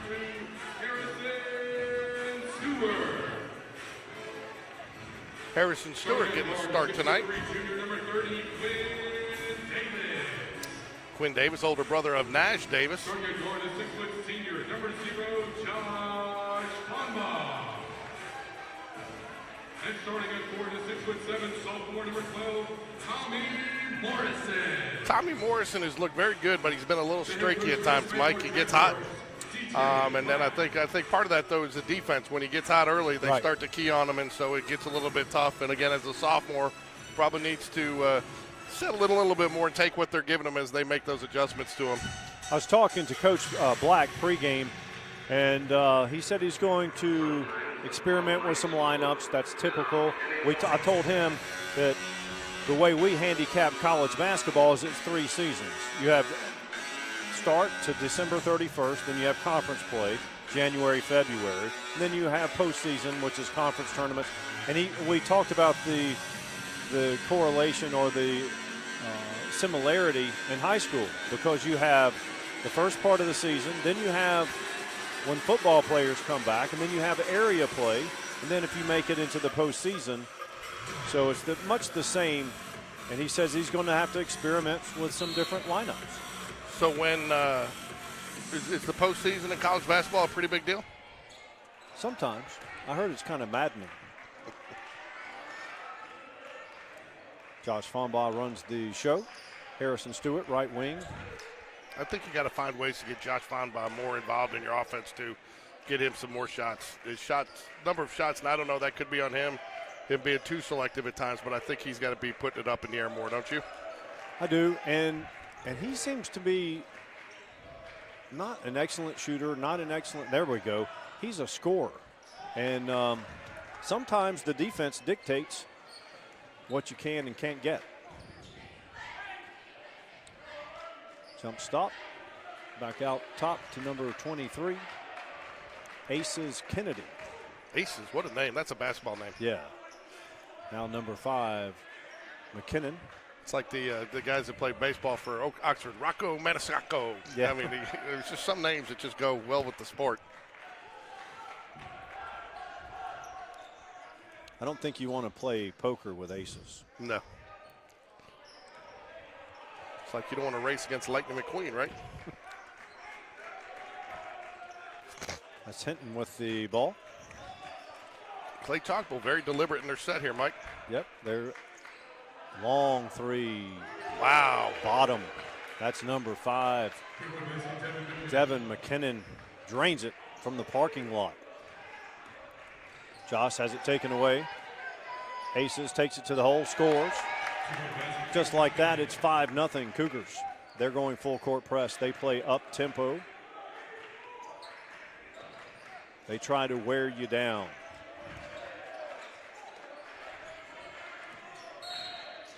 Two hands on them, that'll get called every time, no matter how hard you touch them, right? This zone is a true matchup zone because out top they're playing man-to-man. It's high pressure. Quick substitution right out of the gate. So Coach Black giving some words of wisdom there to Fox. Sam Fox. Sam Fox. Children's book. Sam I am, right? Like I like green eggs and ham. Well, you know, I thought Josh Fonda needed to put it in the air more. He's for 2 trips down, 2 shots up. Hey, good looks. Hit the iron. Didn't go. Those will start to fall for you, too. So if you hadn't had a chance to try the concession stand nachos, they were ×2 tonight. They were pretty good. So I know it's a little early in the season for 2 times the nachos for me, though, Mike. Baseball, I can do it with 2 games because they're a little longer. Yeah. Nice pass, bounce pass up the sideline there. Riley Kent, left-hander in for the Jags. Here's Tommy Morrison. That's one thing that's impressed me with Quinn Davis is his court vision. Down and out. Josh, put back, go in. Does not fall. Good hustle there, though, by Fonbaugh. Fonbaugh. I'm sure you'll be standing side by side with him, and the Mike would be Game Day Sports Radio will be out there. I will not be with you, but you'll be out there covering. You got your sideline pass for the flag football. Yep. Big deal. State championship game.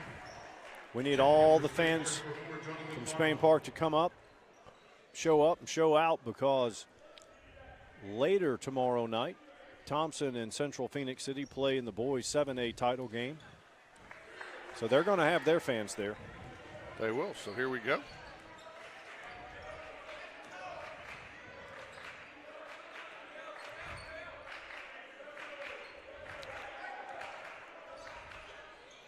Turn around from the free throw line. Wow, good. That was well defended, too. I mean, there's not much you can do when that happens, except tip your hat at him and move on. I'd like to see Tommy go strong there and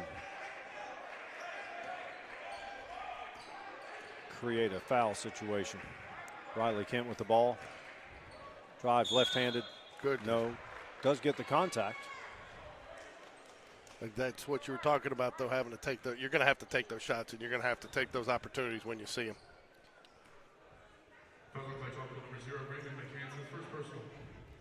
And hopefully some of these dribble drives are going to open things up from the perimeter. First free throw is good. So we have Garrett Gorman in. Sam Fox comes back in. Josh and Quinn take a break. Second free throw, nope. 4:55 remaining, first period. Cougars lead 7-3. Aces drives baseline, back out. Quick ball movement, long three. Yes, sir. Man, I don't think they've touched the rim yet, have they? That's number 5, Devin McKinnon. He's been ablaze to start this game. The younger Fonbaugh throws it away. Is ablaze a synonym for on fire? Not the start the Jags wanted here. Or is that an oxymoron? I've never called you a moron. I have feelings too, you know. Yeah, I know. 12-3. Now 13-3. Number 0, McCants finishes. They go full court pressure. Riley Kent. We're going to get a 10-second call. Nope. He got the timeout. Good call by Coach Black. I think he knows there too. You know, a lot of times you see a coach this early in the game go ahead and sacrifice that possession, but down 13-3 here early in the first quarter, I think he realizes this is a critical possession. You got to have some points here to close that gap, and otherwise, you know, you're looking at 15, 16-3, and that's going to be tall order to come back from that. Yeah, we've been hitting a wall about after a quarter and a half. So you obviously work on that. But when you're down 10-0 this fast, you got to really do what you can to keep the game in check. There's our Spain Park Dazzlers over there tonight joining the action. So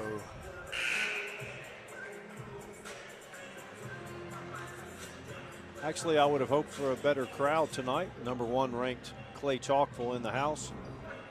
I think people are still, you know, it's one of those things, you know, it's kind of, you talk about 3 seasons kind of fan base wise. It's like that college football, college basketball too. Yeah.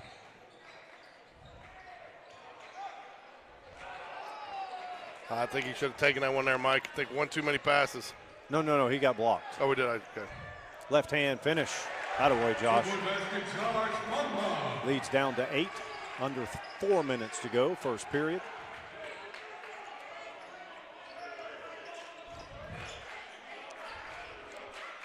Long three. Long rebound off the back of the rim. Push it up wisely there. Josh finishes with the right hand this time. Senior leader scores 2 buckets. That's why that timeout and keeping that possession was so critical there. Absolutely. Jags in it looks like a 2-3. Harrison and Josh up top. Heard we got a little Herb Brooks action going. You don't want to work now, we'll work. You didn't want to work during the game, we'll work now. Girls in the weight room, I think, lifting after their game. Wow. Hey, number 5 can fill it up. Did you say he's looking to play at the next level? I think a lot of these young men for Clay-Chalkville are. Again, they don't have guys that are 6'7" and bigger, but they got a lot of guys that. Oh, that was a lazy pass there. You can't have that. Missed dunk.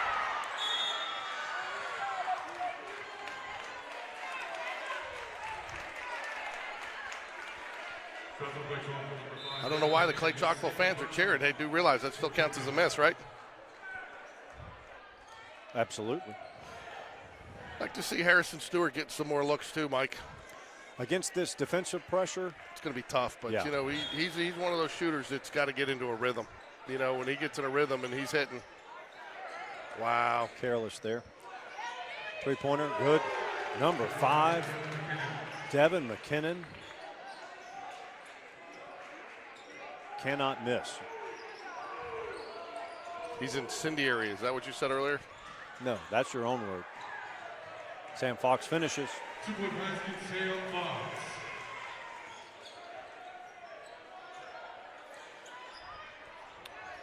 10-point lead, and you almost kind of feel fortunate that it's not worse. You do. Number 2 in the game, Barnes for the Cougars.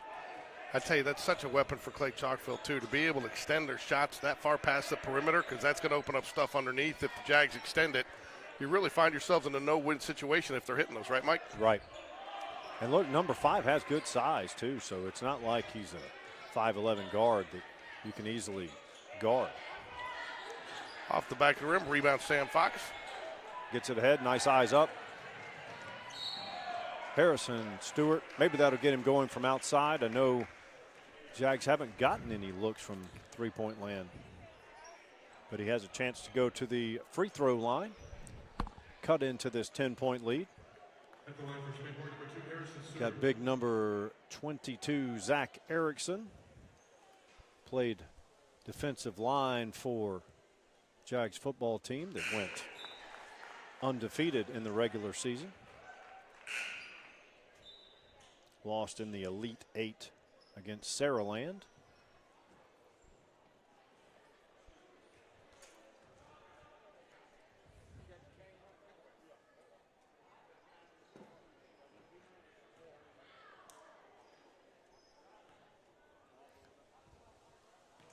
Tell them to get on the phone and get on the trivia. There we go.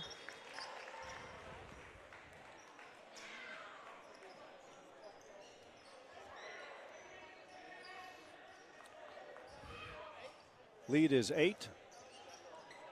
1:40 remaining, first period.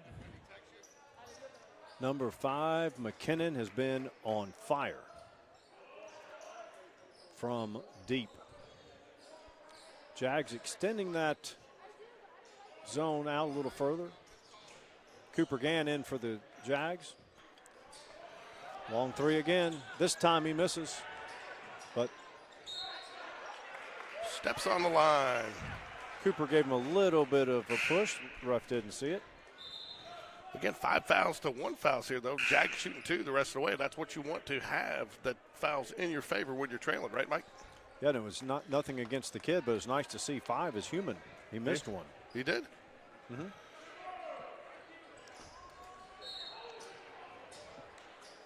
All right. That should be a free throw. He will shoot 2 on that. That is not a player control foul. I'll tell you what, the guy with the green shoes keeps thinking me I got some pixelating going on my camera, and I keep looking, trying to adjust it, and it's the shoes, not the, you know, sometimes when the camera's going out, you get a little pixel, the green pixelization. Yep. Riley Kent, left-hander at the stripe. Nope. A little surprised that Coach Black doesn't put anybody up for the rebound situation here. I don't know what the philosophy is. No fault in it. No. Put more pressure on the free throw shooter to make it. Riley does not convert.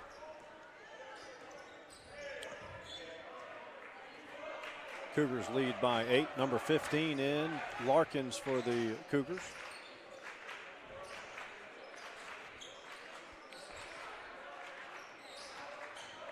Number 14, Carson, has some size for Clay-Chalkville.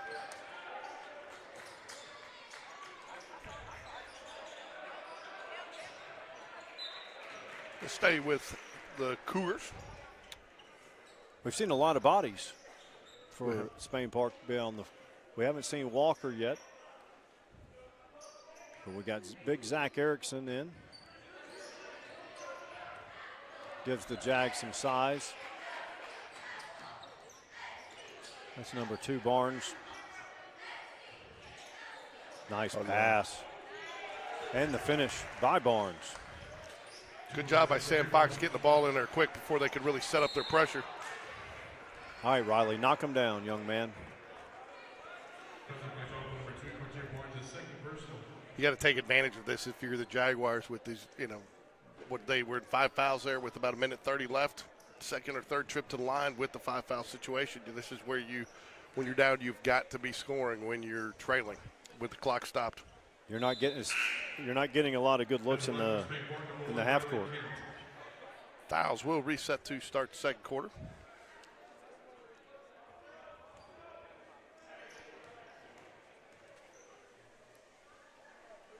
There Attaboy. you go. Making a 9-point game. I'm sure that looks like Clay-Chalkville. Mike, you think they'll hold for one and done here? I do. They should work it at 11.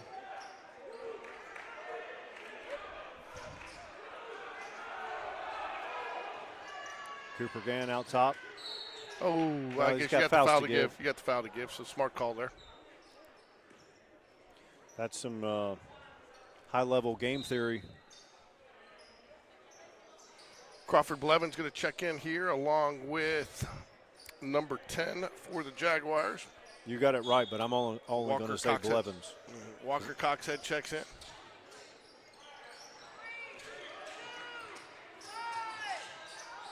That's a good defensive stop Excellent there. defensive stop by the Jaguars there to take them out and not let them get it. And I believe the possession arrow favors the Jaguars, if I'm not mistaken.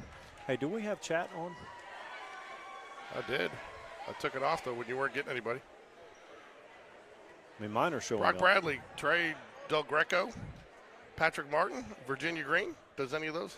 Yeah, I'm not seeing those. Brock Bradley. Oh, yeah, it's Patrick Martin. Yeah, Patrick Martin. Well, give him his gift certificate. I told you I'm not going to walk down there and give it to him. Well, you got to tell him he won. I'll give it to him. He gets a choice of a shirt, too.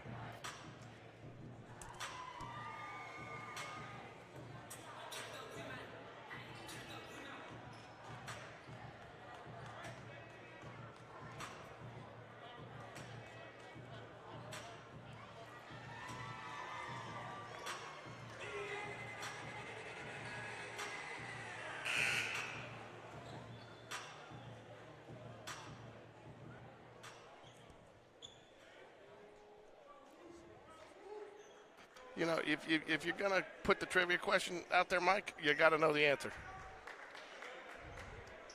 I know the answer. It was not showing up on my chat. Oh, well, maybe I should close out of my chat. Oh, what did I just do there? All right, I was mistaken. It's Clay-Chalkville ball. I don't like the fact they don't do the possession arrow anymore on the scoreboard like they used to. Oh, I see that. Jack still in that zone.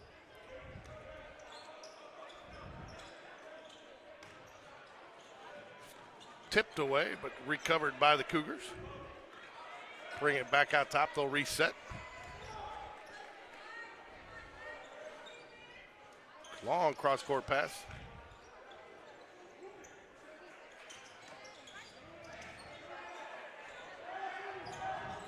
Off the back of the rim.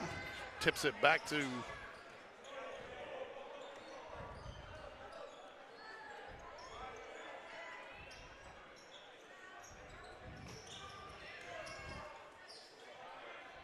turnaround from the free throw line, nothing but nets. Harrison Stewart. Nice crossover drive. That foul will be on number 14, Jaden Carson for the Cougars. You know, I think, too, with the disparity in fouls in the first, I think I'd like that move there, trying to take it to the hoop, because, you know, I think that's one of the things, try to get them in foul trouble, not only in the quarter, but in the game, and get some of those guys that having to possibly rest because they get too many fouls. This Clay-Chalkville team is very deep, as you would imagine a number one ranked team would be, but at the same time, you get 2 or 3 guys in foul trouble, it changes your rotation. Jags have to do better at the stripe. This could be a 5-point game. Got to knock down free throws.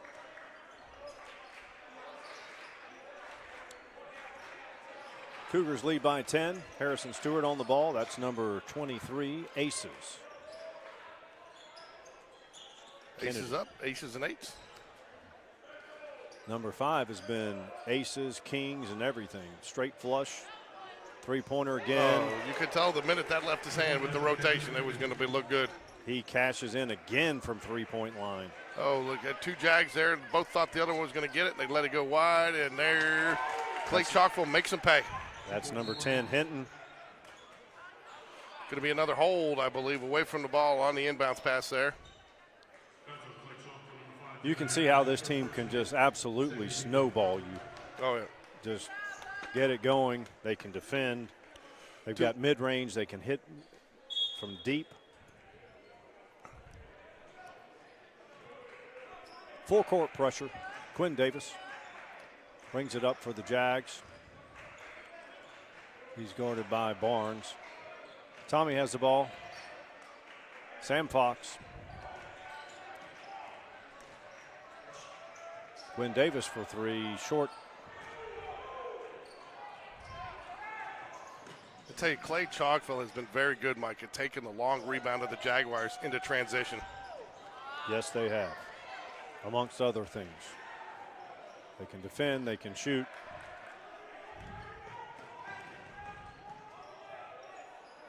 Nice drive, did not finish. They turn situations where they don't have numbers into a numbers advantage. 15-point lead for Clay-Chalkville. 5:15 remaining in the second period. They work it down to the elbow. Tommy defending. Three-pointer. Nope. Offensive rebound, put back. Nope. Tommy with the rebound. Sam Fox brings it up. Tommy, deep three. Quinn Davis stays in the action. Can't quite get the turnover. Wow, Buries three it in transition. That's McCants. They're only hitting about 85% from three-point line. Is that good? I hear it's pretty decent. Harrison Stewart can't get an open look from three. Dishes down to Tommy. Good play. And the foul. Mike, want to tell everybody about starting this Sunday night, 6 o'clock, where we start releasing Jaguar Basketball Weekly. It'll be a show with each one of the, it'll be one show, but it'll have interviews with both head coaches and some highlights from each week's action. And we'll be airing that 6 p.m.-ish on Sunday nights. It'll be a pre-recorded show, but we'll record the coaches' shows on Fridays and release them on Sunday nights. Okay, so it's going to have Coach Hatter and Coach Black? Yeah, separately. It'll be two separate. We'll mix it up who goes first, but it'll be about a 30 to 40-minute show, and it'll be an interview with both the coaches and some highlights game highlights from both the boys and the girls from the previous week's games. Look forward to it. Looks like the Jags might need to be doing a whole bunch of running. They can't hit free throws. Our coach used to say, if you're missing free throws, it means you're out of shape, so we got to get you in shape. Yeah, I think that's what happened with Coach Hatter, sending him to the weight room. Nice. Oh, I think he got the charge there. Great foul. Great call there by the official. The lead is 16. Sam Fox to inbounds. He'll get it in to Walker. Looks like Clay-Chalkville going to pull the press off. 3:48 left here in the second period. Tommy Morrison will take a break. So we have Sam Fox, Josh Fonbaugh, the younger Fonbaugh, Jonathan, Garrett Gorman, and Walker Coxhead. Walker for three. Buries it. Walker Coxhead.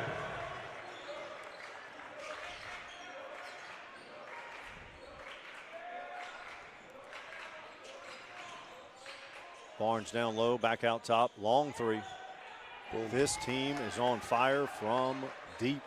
That's number 10, Tamar Hinton. 5 can shoot it, 10 can shoot it, 0 can shoot it. Our 0 misses the turnaround.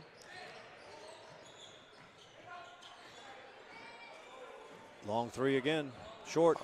Good box out there by Joshua. Goes to finish with the right hand. Does not. I liked it, though. I like the look. Just a little firm off the glass. He didn't pout. He ran back on defense, but good grief. McCants buries a three. I don't think this is a team you want to get a run them, shoot them out game with. Well, this is one of those teams that no matter what you do, they're going to beat you. And their three-point shots look like layups. They're about the same percentage. That's a pretty good contest there by Garrett Gorman. He does get called for the foul. First team foul, though, on the Jaguars in this second period.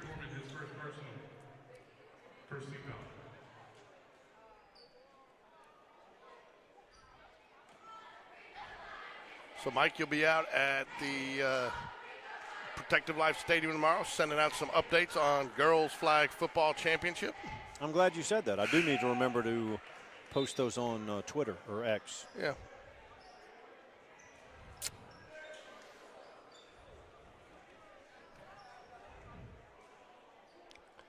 I'll get some video of the Jag Walk. That should be really cool.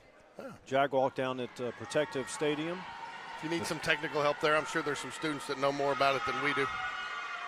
Yeah, there might be a homeless person down there. I tell you, I did hear an interesting story the other day, though. Whether you like politics or not, love Trump, hate him, doesn't matter.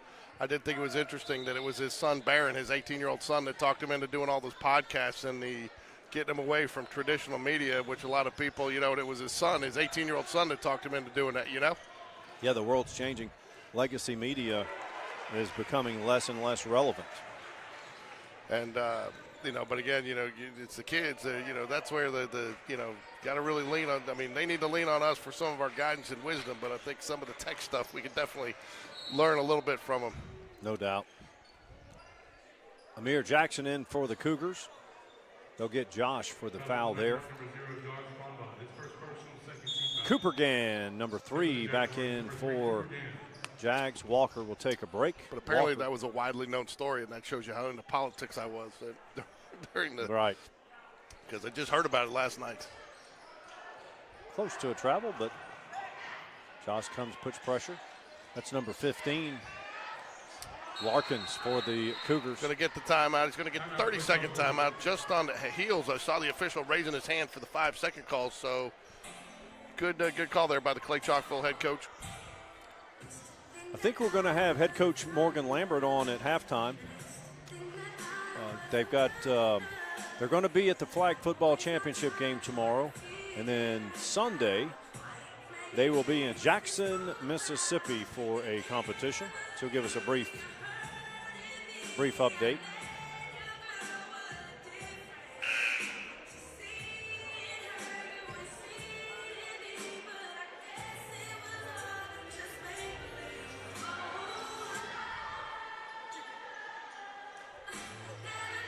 Yeah, I'm not going to lie, Mike. Very few things I've been disappointed in at Spain Park, but a little disappointed in our 12 student fans tonight. Yeah, it's you got the number 1 team in the state. I mean, Clay-Chalkville traveled. I would say they have as many fans here as we do. I'd say more. Oh, and Fonbaugh's going to get called on the foul behind the arc. Going to go send him to the line for 3. Thomas Tubbs will be at the line. Another good basketball game. Thomas Tubbs, TT. What was that the detective? I don't know. Detective Tubbs, was he on in the heat of the night? Maybe. No, that was Tibb. No. Free throw round and out. What is it about 3 free throws? You very rarely see somebody drain all 3. It's like, is it the pressure? Is it just you're just not used to that rhythm of shooting 3 because you practice shooting 2, but you just see and you always hear how hard it is to make 3 in a row. Right, and anyone that shoots less than 90%, it is rare to see them hit 3 in a row. Cooper Gann with the ball. Josh drives down to his brother. Back to Cooper. Good ball movement, good defensive pressure. Good hands there by the younger Fonbaugh to keep that possession. Running good, one-hander. nice shot, running one-hander. Floater goes in for the elder Fonbaugh. We're approaching a minute to go.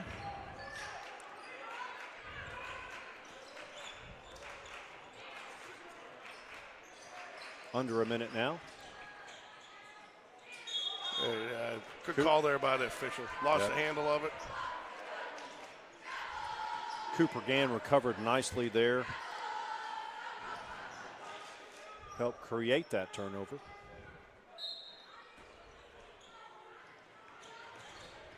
Nice. Well done. Beat it with the pass. Ooh, going to get it for the blocking foul there, huh, Mike? I think Josh is going to be sore. Yeah. Just don't, every time you hold your breath a little bit with, I know his shoulders back in the back, but, you know, after seeing him go down last year, and that really turned the tide of the season, they played well, but, I mean, he was a big absence last year down the stretch. Yeah. Well, speaking of our students, Josh misses the first. That looks like Mitchell Frazier. Is that right? Where? With the boot. Oh, yeah, Mitchell Frazier's down there. Jackson Bell, center for the Coach Bell and Campbell. Saw Coach Bell down at the yeah, man, Jags, what is that? We missed 8-10 free throws in this first half, Mike? Well, between the girls and the boys, a few dozen. See if Clay-Chalkville holds it for one or a layup. Looks like they're just going to run their half-court set and shoot another rainbow three and make it. That's McCants. Love the old school headband too, man. Look, trifecta for them is a layup.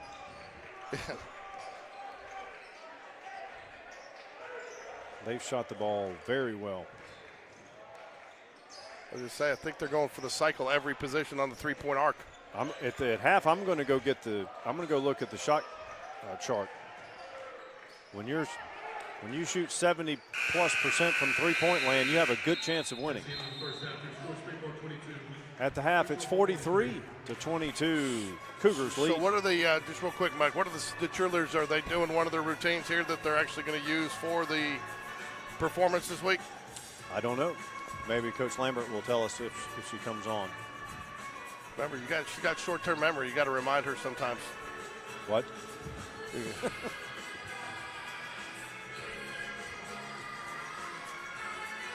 She's got to take care of the halftime with the girls. Then we'll have her on. Like they're playing your song. This is my wife and I song. We have it trademarked.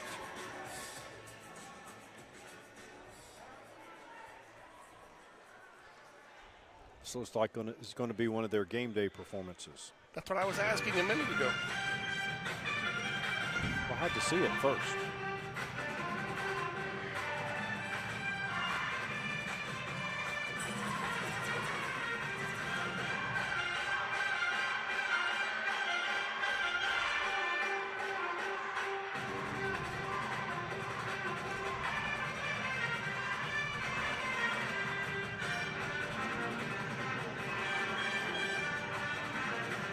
So no stunting in this? No stunting in this. They do some tumbling sometimes, but probably not tonight.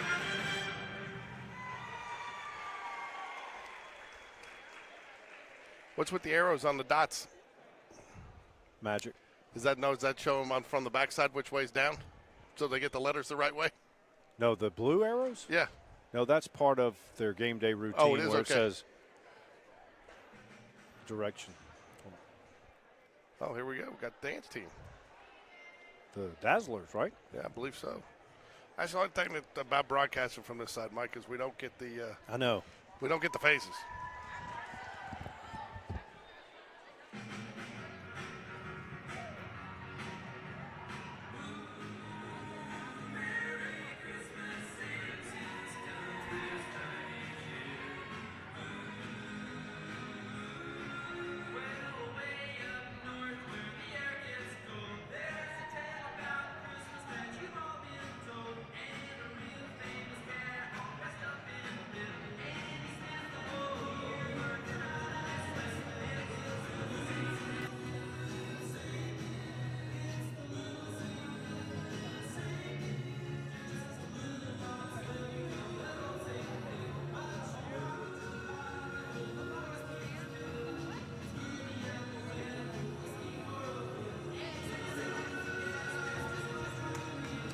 We're bringing in Coach Morgan Lambert. Head cheer coach for Spain Park. I never have to worry about her volume, Mike. Yeah, right. Loud and clear. Coach, how are you tonight? I'm good. How are y'all? Good. Hey, so I was just asking Mike, what are the arrows on the back of the little circles for? Is that so you know which way the letters go on the front side? No, you'd think so, but no. Kind of our theme in game day. I like to say we're doing a directional theme, but it's really because in our band chant that kicks off our game day routine, we're doing a play on the Cupid Shuffle. So the Cupid Shuffle, we know to the right, to the right, to the right, to the left, to the left, to the left. We have choreography that moves to the right, and left, and left. So whenever those signs say Jags on the other side, but when they flip them, they're arrows. So those girls turn the arrows in the direction that everything is moving. It's one of the more creative things we've thought of, but no, it is not for them to be able to see which direction they're going. You can sit. I'm not using the chair. Oh, I get a chair. So I got to ask a question here too, and you know we have a lot of respect for cheer, right? You know, yes. And you know some people will debate out there nationally, is cheer really a sport? Okay, but it clearly is. And you guys have had some really tough injuries this year because it is a sport and it is physically demanding. But I don't think people realize it. Talking to Elena Lorena went to the Alabama game with us this weekend talking. You don't understand. I mean, it's kind of like a pyramid. You can't take one brick out, the whole pyramid falls. Exactly. So you lose somebody like that, it really impacts the entire team and what you can do. Talk about that a little bit because it's more than just it. You do have a next man up, but it's not like in football, next man in, right? Exactly. It's not exactly the same, especially for stunning positions. But about a month ago, we unfortunately had a ACL injury, which, I mean, you never want to see, and it happened in the most freak accident way possible. But cheerleading, I like to say, is a sport of inches. You're 1 inch away from a really good stunt, catastrophic fall, and it just happened to be the latter in that accident. But she's in good spirits. She had surgery the week right before Thanksgiving break. She's on the road to recovery. We're hoping we'll have her back in the springtime. But replacing her, it's not just to stick somebody in. It's a complete redo. We had to redo everything from scratch, rearrange groups. It's not like football where it's just next man in, there's a second string. There is no second string on a varsity team for cheerleading. We use everybody, and not everybody can fill each other's shoes. I like to joke around. You've got someone like Allie Shively. I see her sitting across the stadium from me. She is tall. She's about my height. She's a back spot. And whenever a top girl goes down, which is somebody we fling into the air, she can't necessarily take that spot, and somebody who's 5'2" and a top girl can't take Allie's spot. They have individual things, and Elena sitting next to her, since they've got them zoomed in, I might as well talk about them.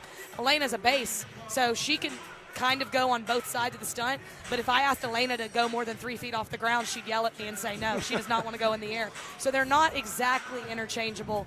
We have very few that can do each other's job, and we just happen to not have any that could do our injured athlete's job when she got hurt. So we redid the whole thing, and again, it's a challenge, but I've told the girls I think it's something that we'll look back on at the end of our season and say, look at what we came, look at what we overcame, look at what we were able to do. So I'm hoping that it's just a challenge that makes us stronger in the end. Well, the other thing, too, and, one of the things I've learned, too, from covering you guys is there's a trust factor there, too. And not that you don't trust your teammates, but the trust comes through repetitions. Right. When you're tossing somebody and you're trusting them to fall and catch you, and different girls fall different ways, yes. You kind of have to learn, and you can only learn that through repetition. So, exactly. Again, it's not a situation you just go throw somebody in and they're there. Mm-hmm. And, again, it's all about chemistry, too, and not chemistry as in, like, camaraderie of all the girls get along, but there are like some stunt groups that work and some that don't. Like I know that there are certain people that I keep together because they work really well together, especially with spinning skills. There's some top girls that I know don't spin well on certain bases. It has nothing to do with their talent. They're all incredibly talented. It's just the dynamic of what their movements are together. So having to rearrange everything with an injury was really tough, but again, we're about a month away from it now, and we've rebuilt the routine. We're building back stronger. We've done some elements from our routine out on the court tonight, just trying to get some repetition in before we got a cheer flag football tomorrow. We got another basketball on Friday. We head to Jackson, Mississippi on Saturday night to compete on Sunday morning. So it's a busy time for us, but we're taking advantage of every opportunity we can get to get in front of the crowd and get these skills going. What type of will you do game day and traditional in Jackson?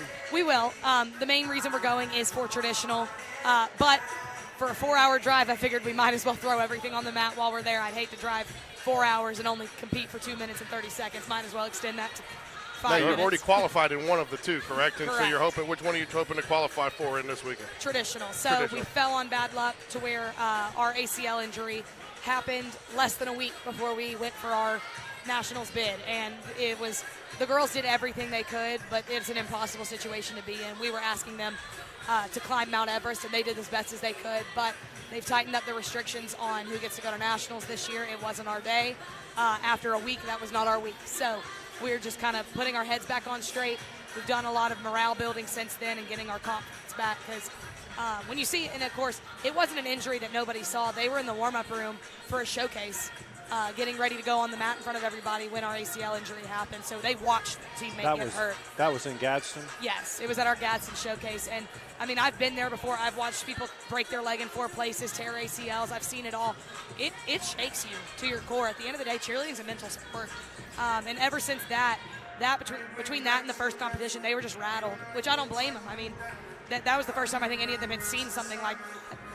But since then, we've gotten our confidence back. We're ready to go to Jackson. We're ready to put this routine on the floor. So what happens is, do you have an alternate there with you? I mean, I know you say you really can't just sit, but you have to, because you can't just say we're not going to go compete. No, yes, we do. We've got 19 on the floor for traditional, but on our national strip or on our roster, we have 25 officially. So one of those 25 is our out for the season athlete, so technically 24 usable people. So that means we'll have, bad at mental math, 5 alternates for traditional, I think, and then that leaves us 1 alternate for game day because we compete for 23. So we've got somebody. So in the Jag Connection this week with Coach V, we talked a little bit about the loss at Saraland and everything and the emotions, and he said a couple of cheerleaders came up and just said thank you. And they said, what about football? It was thank you for a great senior year and a great senior year football. Touch real quick on what the success, because you guys were both successful. You guys were a big part of that. We talk about that a lot in the Jag Connection. But I know that meant a lot to your seniors, too, to have that success, and they felt like they were a part of that success. It did. This year was nothing short of just magical. It felt like we were on, I would say, a Cinderella run, but to me, a Cinderella run is a team that doesn't really deserve to be there that continues to go. We absolutely showed that our football team deserves a place at the table this year, and I could not be more proud for Coach V and his staff and for all of the kids. And I can even say for myself, before I talk about the girls, in the classroom, you could tell a difference. I mean, kids were just more excited to be at school. Everyone looked forward to Fridays. It really brought a new life back to Spain Park. But on the girls' side, I mean, these freshmen, these were the senior class, sorry, not the freshmen, these seniors, they were my first group of freshmen, students and cheerleaders. When I got here in 2021, they were freshmen, and we've been together through, I think our freshman football team that year was pretty good, but the varsity team won 2 games, and the next year we won 3, and last year we won 7, and it's just been a slow progression. But to see these kids who stuck it out during some not fun football games, I'll be honest, they weren't. I mean, nobody likes going 2-8, 3-7, but they stuck it out. They were able to be able to cheer on their peers who have worked so hard to get the football program to where we want it to be. And like I said, we as a program could not be more proud of the football team. I personally could not be more proud, and really excited to continue proving with football that we deserve a place in the championship. So we've been very fortunate the last several years. Go back even 2020, 2018, before that, but 2020, girls state championship in basketball. Boys have had some success. Football's had success. Baseball. Are you seeing the numbers? Seeing the numbers increase in a lot of the boys' sport? Are you seeing numbers increase in cheerleading with the Jaguar program? I think so. Our youth program, we were talking about this today actually, our youth program for rec is so big they've had to cap the amount of people who can be on each team because what else are you going to, you can't have 58 first grade cheerleaders out there. That sounds like a nightmare, but they've had to actually cap how many people are able to participate in the youth rec league for logistic reasons. You can't have that many kids out there. So I know the interest is there. What we're trying to push is the skill level being there as well. And again, it all starts with interest at that younger age, but we're trying to funnel down through Barry, further down through our youth programs of not just having interest, but having skill development at the lower level. I know that's something that Coach V does really well, is that he's able to reach down through his youth program and teach those coaches to do things the way he wants them done, and that's what I'm trying to do as well.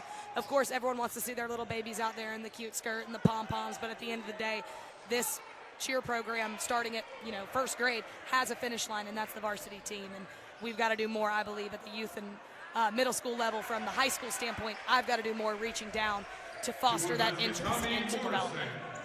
Coach, tomorrow, Protective Stadium, the girls flag football team. That's going to be a good stage, not only for the girls, of course. They're going to be in a big moment. I don't think it's too big for them. Now, Central Phoenix City is ranked #1 in the country, in the nation. They're 18-0. Spain Park 17-1-1. But the band, varsity cheer, that's going to be a good experience for all of our student athletes. Yes, absolutely. I am excited for several different reasons, but you know, that college experience, I was lucky enough to cheer in college, which is a whole different story. But when I was in high school, I was here at Spain Park when we did make that championship game in 2015, and I cheered in Bryant-Denny as a high schooler. And to me, and this is a hot take, I think, because a lot of people really liked the Super 7 being at Bryant-Denny and Jordan-Hare. I didn't. That stadium was way too big. It took away from the moment. You couldn't hear anybody. It was just, it was an echo chamber. However, I think all of these championships being played at Protective Stadium is the perfect location. Agreed. So I'm personally so excited to go because it is such an experience. The girls don't realize how big a college stadium is till you're standing on the ground of one. And it really is going to be a fun time for them. I'm selfishly really glad we get another chance to get out there because I actually was not at the Saraland game. I missed that last football game of the season. I had made a commitment to UCA, my other job that I go and do, and I made the commitment well before I knew we would be in round 3 of the playoff. And at that point, they had paid for my plane ticket and my housing, and I was going to have to eat the cost myself if I canceled on it. So I did have to leave, and I hate that I wasn't there. But I'm excited to get another game on the sidelines. It's still a football game. I mean, flag football is intense, and these girls are so good, and I'm so excited to cheer them on tomorrow. But I'm selfishly very excited to be back on the sideline with my girls one more time and with the band. Well, tomorrow, help get the interest up because tomorrow night, Central Phoenix City and Thompson play for the 7A. So Central Phoenix City is going to bring busloads of people. Oh, yeah. So we're going to have you guys, our varsity cheer. We're going to have the band. But we need as many Spain Park supporters as we can get there. Absolutely. This is the first time in program history our flag football team is playing for a state championship. And again, all dynasties start somewhere. Again, this is the first time we're there, and flag football, I believe, is a relatively new sport. I know it wasn't around when I was in school. 4 years. It's been around 4 years. But this is the first year it's been for a blue map. Yeah, it is the first year it's been for a blue map because, you know, they didn't have enough to compete 6 and 7A, so they combined the 6 and 7A mat groups together to get enough teams to be able to do it, and it's worked out well, you know. And I'm so excited for them. I mean, when you look at the stars, you know, Robert and Carmen, excellence just runs in that family. Robert Starr, we know, is a phenomenal coach, and Carmen's just the same. I'm thrilled for her. I'm thrilled for that staff and those kids. I've taught several of the girls who were on the team, and it's really exciting. I remember last year I had a few seniors who were on the team. I believe they lost to Vestavia in not the first round, but they lost a little bit into the playoff, and I remember how devastating it was because they were on a good run. So I'm excited to see them back at the top of the mountain getting to compete in this championship. And, hey, Central Phoenix being the #1 team in the country, I've always liked being an underdog. That's right. So I've always loved being the underdog. You got this weekend. You're not going to be fully healthy. Will you be fully healthy for February if you qualify in both events? Will you be fully healthy, get some of these girls back that have been down? Yes, absolutely. We've got one, Allie, who I was talking about earlier. She had a nose surgery about a month ago, and she is starting to be cleared right now as we speak. So she's good to go back in one routine, not the other. But once we get past this week, I'll be able to put her back in full throttle. And Allie's the varsity captain, so it's been odd having our captain off the mat and not out there with him. But she's been a great leader from the sidelines as she has on the mat. So we're lucky to have her leadership and her maturity about the whole thing. She hasn't pouted. I mean, it was an unfortunate hit to the nose she took, but she hasn't pouted. She's stayed a great teammate. She's done her job. And we're very, very lucky for her attitude and her morale building through her being on the sidelines. Well, Coach, another good positive is today it was cold as you know what. Tomorrow's not going to be balmy, but it's going to be a little bit warmer. And plus the game's at 3 o'clock. Yes. But again, everyone from Spain Park, students, even if you don't have anyone on the team, come out and support it. This is a big deal. You're playing at Protective Stadium for a state title. And again, Central Phoenix City is going to bring a lot of people up, and we need to have the support there and support not only the girls football team, but also the cheer squad and the band's going to be there. And we're going to do the Jag Walk at 1:20, right? Yep, we're doing the Jag Walk, and this even shocked me because I didn't know the whole band is going. Like, the 5 buses of them, the entire pride of the park is coming, and you can ask any one of those girls sitting over there, or our favorite part of any football game is the band. I can't speak highly enough of Drew Ellis and what he has done with the band this year. I mean, they are so much fun. I don't know if y'all were streaming this game, but at Gardendale, I teach 2 of the drum majors, and I asked if I could steal their spot and get up on the stand and lead, and I was just seeing how long it would take for Ellis to actually see me and tell me to get down. But he noticed too late, and it was time to play the fight song at the end of the game, so I ended up on the stand doing it. Had no clue what I was doing, but the band is just excellent, and it is so fun when they're great. around. And that's gone 2 ways this year too, because you guys have invited some of the band down the drum line after halftime to participate with the cheerleaders, and you guys have done some things. Is it just a difference in attitude and culture with him? Because and the band seems like they're having more fun. I mean, we filmed them a couple times. They're in there jamming and dancing around. Is it just a difference in attitude, or is it just? I don't know.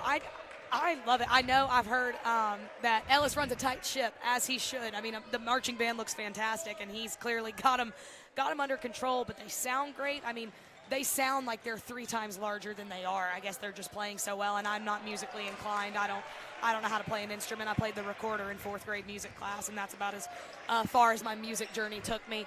But, no, I remember Richard Adams. He's, the associate band major. I forgot his actual title.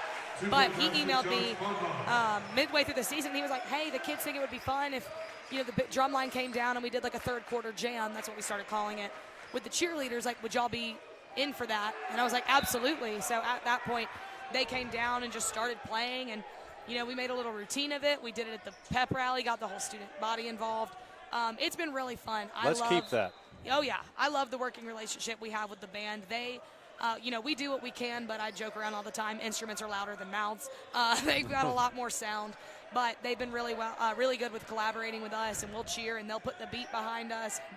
They play, and we do as many dances and stunts and everything as we can. So I'm very appreciative. I was that way through high school and college. I always love having the band around. I would much rather dance to the band music than anything else. So kudos to Ellis and his crew for getting the band ready to go every Friday night. They've truly, to me, made the difference in this football season. One other thing, we'll let you go get back to your team so you can go get them, what you got to get done here 4th quarter. But one thing I'm excited to see is bringing in the ice cream and cake to the basketball arena. Yeah. We filmed it earlier when you were doing, I think, with the girls, ice cream and cake. So and they were all doing they love that, don't they? Because they're in there dancing in their seats. DJ Sills is over there, and the girls love it. He plays the current music, the cool music. I'm not on that wavelength because he's got all the stuff that you can bleep out the bad words, and I don't have that type of programming. But no, they love DJ Sills. That he's brought a new level of atmosphere to the basketball games, which is super fun.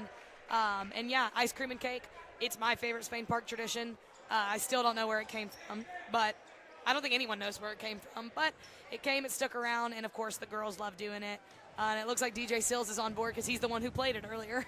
Yeah, so it was fun, and I agree with you on the DJ because I tell you, I had to do the music last year for the girls' basketball tournament, and I've never had that much pressure, and nobody's ever happy. Too loud, too soft, not the right song. You played that one too many times over a 4-day period. That one's too old. That one's too new. Yeah, so. Hey, that's how I feel playing music in practice. I mean, I can't win.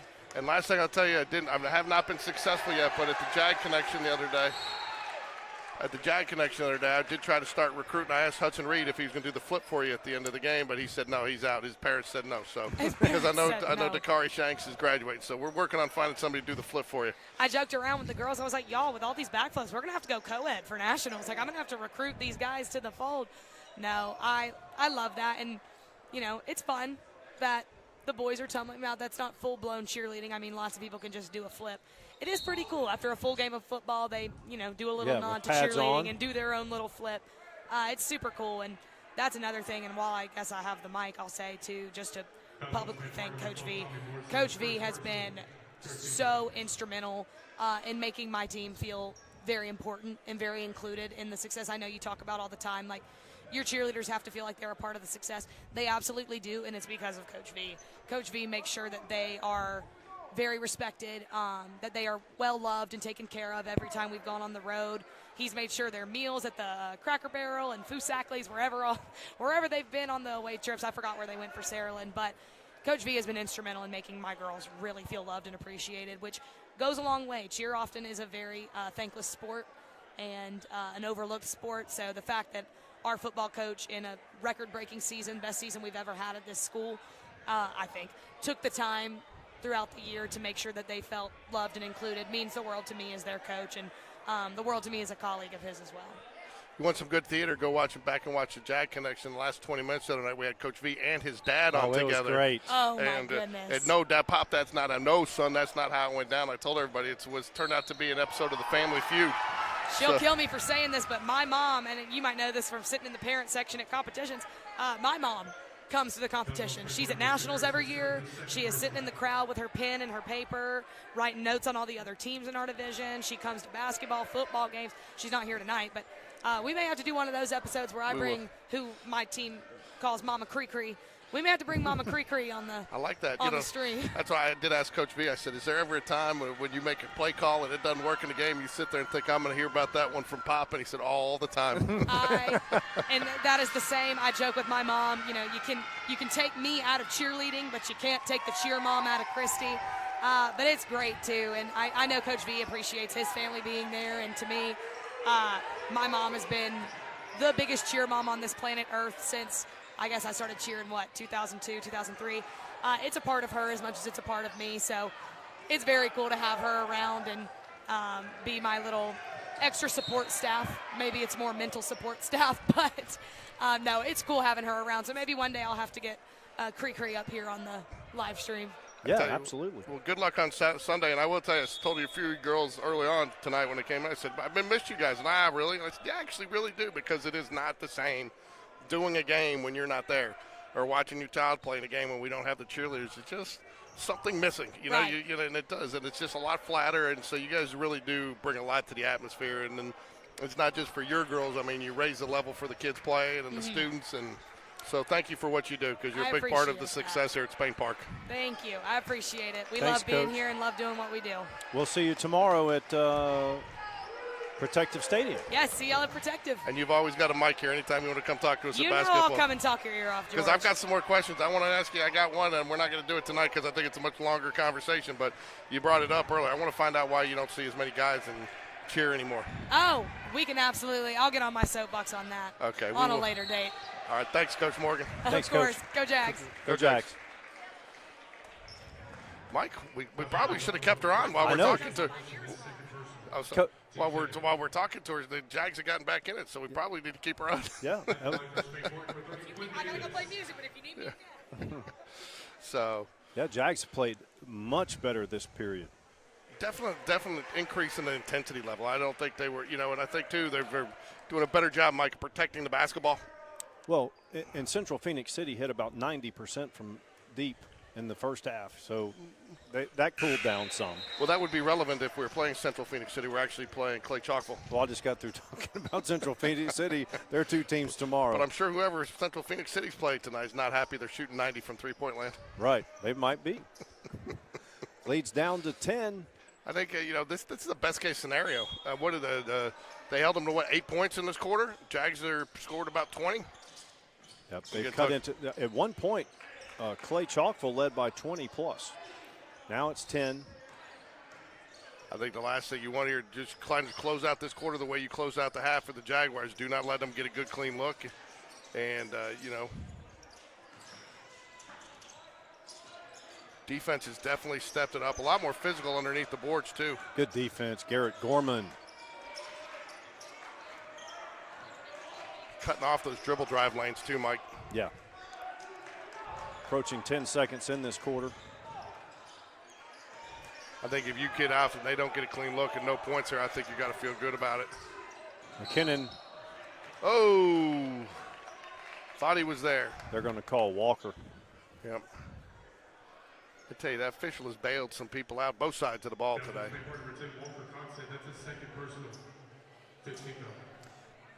And again, in this third quarter, Spain Park's gone on a major run, and they've done it. I've seen about 8 or 9 players on the court.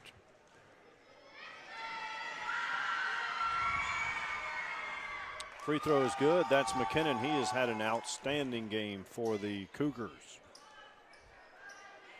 Hit numerous threes in the first half. 2.1 seconds left here. If you're the Jags, you get it in quick. You can try a little desperation toss, but you got to be careful here. Don't want a silly turnover. It's kind of what I expected. I figured Clay would put a little pressure on so they can't get a shot off, maybe try to steal a possession here and get a cheap bucket here. Get it in. Ooh. End of 3. Just a quick Cougars lead reminder, by folks, 12. we are back here Friday night, 5:30 p.m. for the Lady Jags versus Hoover, followed by the varsity boys against Hoover. Always an exciting game when these two teams match up. Big challenge, because both the girls and boys, I believe didn't they sweep state 2 years in a row? They did, and I'll tell you too, I do think while it's a different sport, I do think you're going to see Spain Park or Hoover want a little revenge over that football win. The Spain Park 12-0 or 12-1 now. Jaguars went this football season, but I think there's been some bragging rights going on, and I think that is one thing you do still see. I think that impresses me. There's a lot of crossover between students and friends between the two schools, and so there is a little fun, John, that goes back and forth. Well, the revenge is going to be more for the fans, not the coaches and players. Oh, no, but I do think the students and stuff. Yeah, They'll be talking it up, and you might see, no, I don't think the players, but I did talk to, who's the big guy that I haven't done my research yet, but he's back. I thought he graduated. Brown, yeah. Yeah, Brown, Salim London. Yeah. 2 players that are Power 4 level players. And they've got other players that are good too, that can play at the next level. So no moral victories here, Mike, but I definitely think you gotta like the way your team came out. If you can put a fourth quarter together with the third quarter you just played, then Coach Black will be happier than he would have been. He has to be pleased with that third quarter. That was some good basketball when you could have packed it in and gone with the flow. The other thing, too, he got a lot of guys in. Man-to-man. He got a lot of guys in, and he's working on that rotation. And some guys, I think, have stepped up their game. They don't want to give him a reason to take him off the court. I like this, mixing it up. They've got the size on you, but he goes man-to-man, puts Sam Fox on 5, McKinnon. Good switch there on the screen. Josh Fonbach, great closing speed there, Mike. Yeah, he's had another solid game. He got some great pictures, some great photos of the flag football girls the other night. Ooh, should have been a push off there, I thought. Down and out, no good. Quinn Davis, defensive board. Jags with a chance to cut it to 10 or less. Harrison Eyes Stewart, up, young man. I mean, at this level, there's a lot of scout. Ooh, off the back of the rim. But I'd like to see a following the shot there. Yeah. I tell you, at this level, a lot of scouting, and you got to figure that's why Harrison Stewart's not getting the looks. They are on him as soon as he catches the ball on the arc. Yeah. And well, it's not like he has limited range. No. He can shoot it from 27 feet, so he's not getting looks even from deep. Josh takes it, does not finish. Good drive. Hustles back as he always does. Harrison Stewart gets a hand on it. Clay-Chalkville wisely decides to slow it down a little bit there, but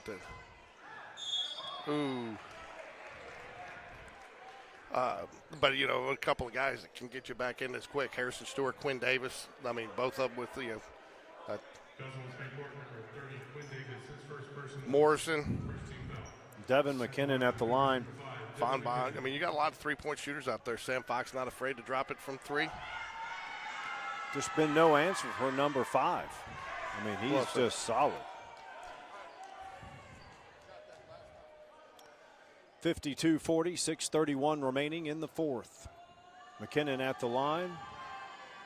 Second free throw on the way. It is also no good. Spain Park ball.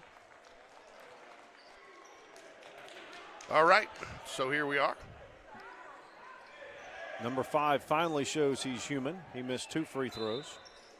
Doesn't make up for the multiple three-pointers he's jarred. Critical possession here, though, Mike. I like if the Jags can get any points here on this possession. I'm not saying they will come back, but I like their chances to have that opportunity. Quinn Davis, 3-ball. Ooh, in and out. Quinn Davis. They're fighting for the rebound, though.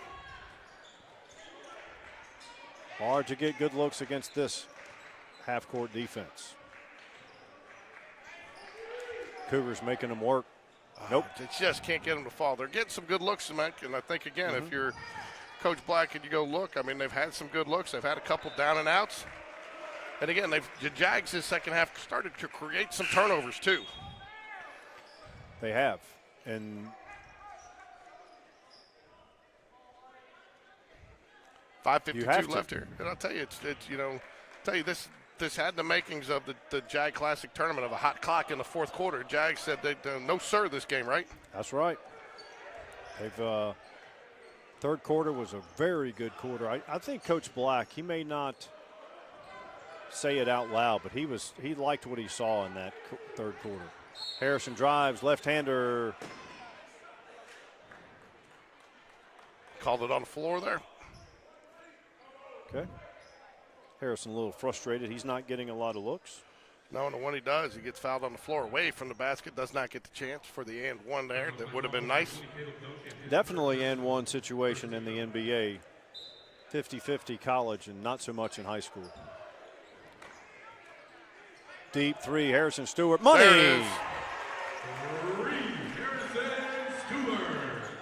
Lead is down to single digits. I like a little pissed off Harrison Stewart.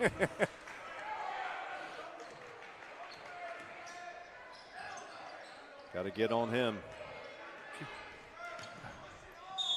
Oh. Just no answer. He's just so solid.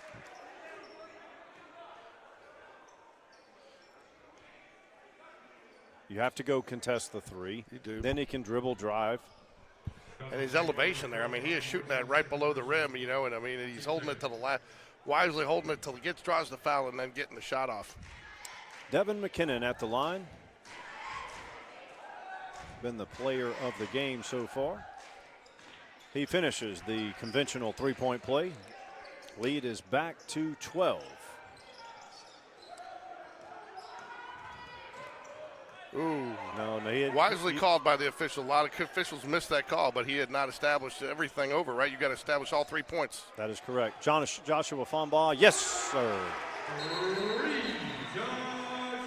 I tell you one thing I'm taking away here, too, from the second half, Mike, is it seems like the Jags are starting to build some confidence in this offense and these rotations. This is a good, if you can have success against a team of this caliber, it's got to give you confidence. Third quarter, fourth quarter, solid play from the Jags.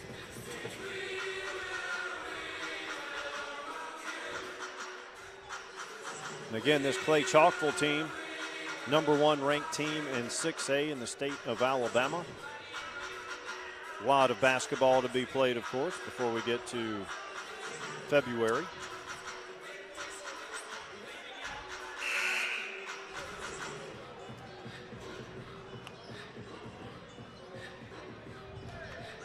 Tell you what, Morgan's always great to talk to. So she loves sports. She loves Spain Park. She loves cheering. She's seen a lot of sports, knows a lot about sports. I was hosting the Coach Lambert show, and she started talking about football and high school and then the trap game, and I was thinking she needs to be on Inside the Numbers with us for college football. She understood not just the lingo, but the true meaning of it. So I like how she gave a shout out to the boys football, the girls football, the band. She gets it. I tell you, too, she does a remarkable job because it would be very easy for her to be close, just out of college and close. And a lot of these, when you see teachers like that, a lot of kids want to treat them as their friend. Yeah. And she does a nice job of creating that boundary, Good move, good defense. That's aces. Kennedy. Oh, I thought this official down here has had a few questionable calls, and I don't know about that one, Mike. I didn't. Lead is 11. Cougars will I'm inbound. not sure that's a call you make at that point in the game. Do you? Honestly, I was not looking directly at the play. I think that was his makeup call right there, to be honest with you. Number 23, Aces Kennedy. Oh, no, they're going to call number 20, Caleb Duncan. Only 2 team fouls for each team, so neither team in the bonus. Long outlet, Harrison Stewart. does not finish. You know, we said in the girls' game missed layups, but really, Clay-Chalkville has done a phenomenal job in both games getting back and contesting those. Yes. No, nothing's easy against either one of these teams, the girls or the boys. I mean, some of those layups, even though you had the fast break, they were contested, just getting enough to just distract you, you know, and I think that's something that the girls could take away. Finish this time, young man. Thought he might have pinned that up against the glass, Mike. As long as it doesn't hit the glass first, it was okay. Again, that was just case in point right there. Sam Fox for three, long. Quinn Davis, offensive board. Quinn Davis getting a lot of productive minutes today. Tommy, long. Sam Fox, put back good. Okay, back to single digits, George. 3:25 remaining in the fourth. I don't think we believe we'd be in this position in the first and second quarter, the way things were going. No, I don't think so either. I want to thank everybody out there for joining us. Quick one last reminder here with 3:25 left. We're back here Friday night, but don't forget to get out tomorrow night to tomorrow at 3 o'clock out at Protective Life Stadium for the Spain Park Jaguars flag football state championship against Central Phoenix City. Yeah, and if I've said it once, I've said it 5 times tonight, but Central Phoenix City, they play Thompson later tomorrow night. They're going to have busloads of people there. Personally, I don't think you're going to have a hard time getting students there because as soon as they made the announcement they were letting them out at noon, I think every kid wants to get out at noon, especially after a holiday this time of year. It's a little bit easier, too. They are wrapping up. Not a lot of tests because they're getting close to finals, so you got a lot of study, not study exams, but study guide prep time, stuff like that, you know. Let's all show up. So again, Jaguar starts at 1:15 or 1:20 on the south end of Protective Stadium. I'm bringing a crowd, Mike. Unfortunately, my crowd will be in a boardroom in Chicago, Bartlett, Illinois, but I've got some people all lined up to watch it and bringing in some food and some snacks for our production staff. Nice. So I figured that way if I'm jumping around the cubicle or something at the conference room by myself, people don't wonder I think I'm weird. You're going to have an outdoor board meeting? No. I already told you, high of 24, low of 18. So I'm saying just it's going to be 21 while I'm in Chicago. How old were you when you lived in Chicago? Until I was 14. So 4 to 14. The younger Fonba on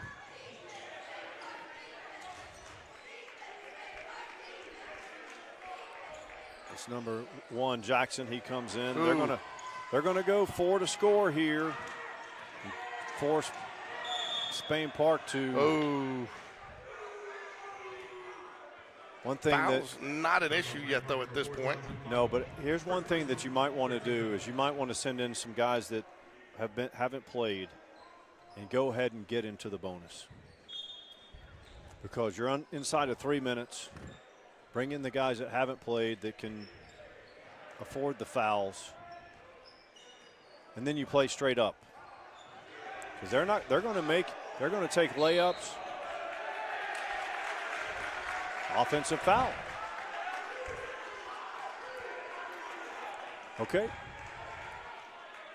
Down 9, Tommy Morrison set to come back in. Harrison Stewart set to come back in.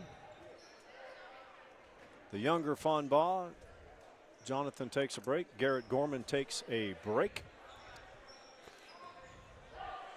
Jags chance to pull it within 7, possibly 6 here. Sam Fox drives baseline. Oh, good call on the block there. Okay, so that puts us 1 away from the bonus. That official makes me a little bit nervous, Mike, with some of the calls he's made today. I was afraid he was going to call the charge there. Oh, they've been good. Nobody's perfect. No, I get it, but the thing about this there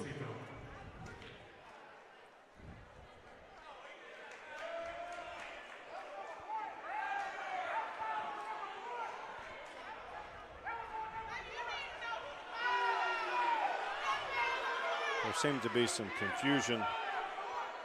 Clay-Chalkville fans want that foul on number 1. I believe that's his 5th foul. Well, I don't believe it was supposed to be on him, but Barnes has fouled out. Clay-Chalkville fans not happy with that call, and I think I probably agree with them. I do think there was a foul call there, but I think, like you said, on the wrong person. We saw that happen in the first game too, Mike. Yeah. Good defensive pressure out top. How is that not a foul? Good hands there by Joshua Fonbaugh to hold on to the ball. Yep, good handles. Let's attack this. I know this defense is tough. Good foul ball fake. Harrison Stewart. Yes, sir. The lead is down to 6. 2:05 remaining. He wants the ball, Mike. Quinn Davis guarding 5. Ooh, that was a travel. Wow. Referee couldn't see it. There's a little hippity skip. Okay. So both teams are going to be in the bonus from here out. The last 154. Superman. Devin McKinnon at the line. First free throw is good.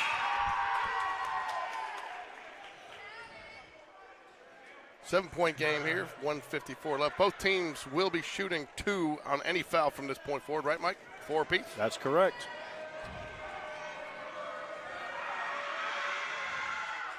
Superman hits both. They could have called that a violation. I thought they very easily could have been a violation. It should have been. Tommy backing down. There's some contact. Good sportsmanship by number 15, Larkins, to help Josh up. I'll tell you, too, that was, I think the Jags got bailed out a little bit there, too. Morrison got in there a little bit in the no man's land. Everybody was covered. He couldn't do much. He was getting close to a 5-second call. And they got it off to Josh, and I'm not sure that was a high percentage shot, but draws the contact nonetheless and goes to the line. Well, it was an inbounds violation to start. They let it go, which that's not an egregious miss by any means, because we've seen less called, though. Mm-hmm. All right, for the Jags, you have Cooper Gann, Sam Fox, Josh Fonbaugh, who's at the line, and Jonathan Fonbaugh, and Quinn Davis. You think he's doing an offensive, defensive here, taking Harrison Stewart out right now? Could be, as far as Harrison's concerned. He's not a liability on defense, but I just think he's played so many bodies this second half, and it's worked. Throwing fresh bodies out there, and that's very good news. Oh, I thought he was going to get the poke away from behind there. This Clay-Chalkville team is very rude. Yeah, that's what he's doing. Harrison Stewart's checking back in right now, along with Morrison. I think Morrison is in a little bit of foul trouble. I'm not sure if he's got 3 or 4, but All right. This is as close as it's been since the first quarter. 6-point deficit, 132 remains. Josh Fonbaugh surveys the court. He runs the half-court set. Sam Fox, Harrison. They're guarding him as soon as he gets the ball. Tommy backs it down. That's a flop. Sam, Josh, 3, short. Right on line, but short. It was a good look, though.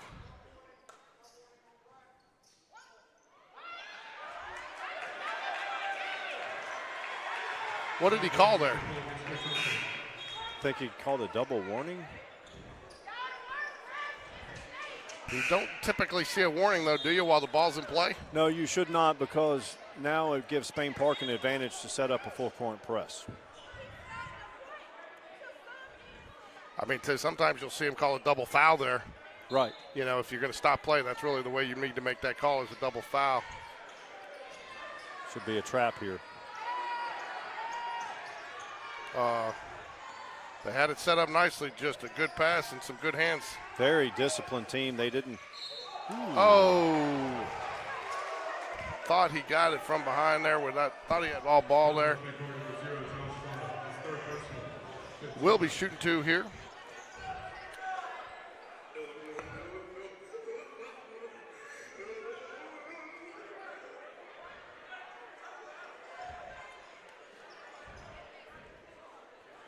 Six-point game here, 57 seconds left. Jags have a lot of momentum here, Mike, but are they going to run out of time? I think is the question. Yeah. Oh, a rare miss from the line for the Cougars. Aces Kennedy misses the first. Lead is still 6 for the Cougars.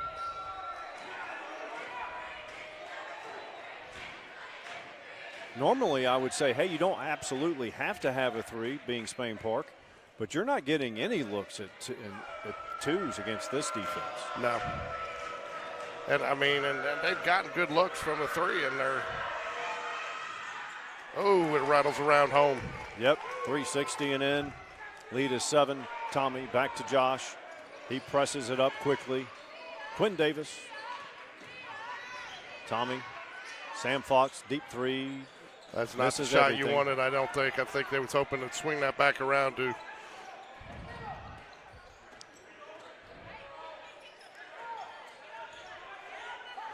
Excellent press break by the Cougars. And look at that discipline. This right here is a clinic on how you run a half-court offense when you have a lead.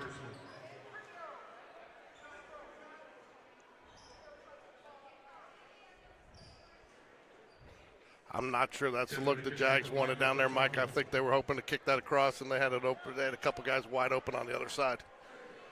But to your point, there haven't been many looks, so you got to take them when they've been there. Right, exactly. Number 5, Devin McKinnon, continues his reign of terror on the Jags. He has been outstanding. If you want to take something away, I think if Coach Black is, and then the message would be here, you know, you put 4 quarters together the way you played the last 2, you're going to be successful this year. And the Jag, their Achilles heel is putting themselves in those holes. They're just making them too deep to come out of. Good pass. Good quick ball movement. Harrison tries to get a 3 off. Defense is just too solid. Ooh, I think he walked there. Yeah. Sam Fox drives, no good. And I think that's going to do it. I'm not sure the Jags will foul here. Probably not. 8 seconds left, and I think that's going to wrap it up here. Clay-Chalkville will hold on for the win, but Mike, I think, you know, no moral victories, but if you're a Jags fan, it looked like they grew up a little bit in that second half. Absolutely. That third quarter, that fourth quarter, solid on both ends against a very good team. Obviously, they're ranked number 1, but I think they're worthy of that ranking. Without a doubt, and the way they were knocking it down, I think that's the 2 things too. You know, when you're playing a team like this, Jags missed some opportunities. The Cougars took advantage of the points off turnovers, and you know, you just got to play it cleaner when you're going to play a team like this.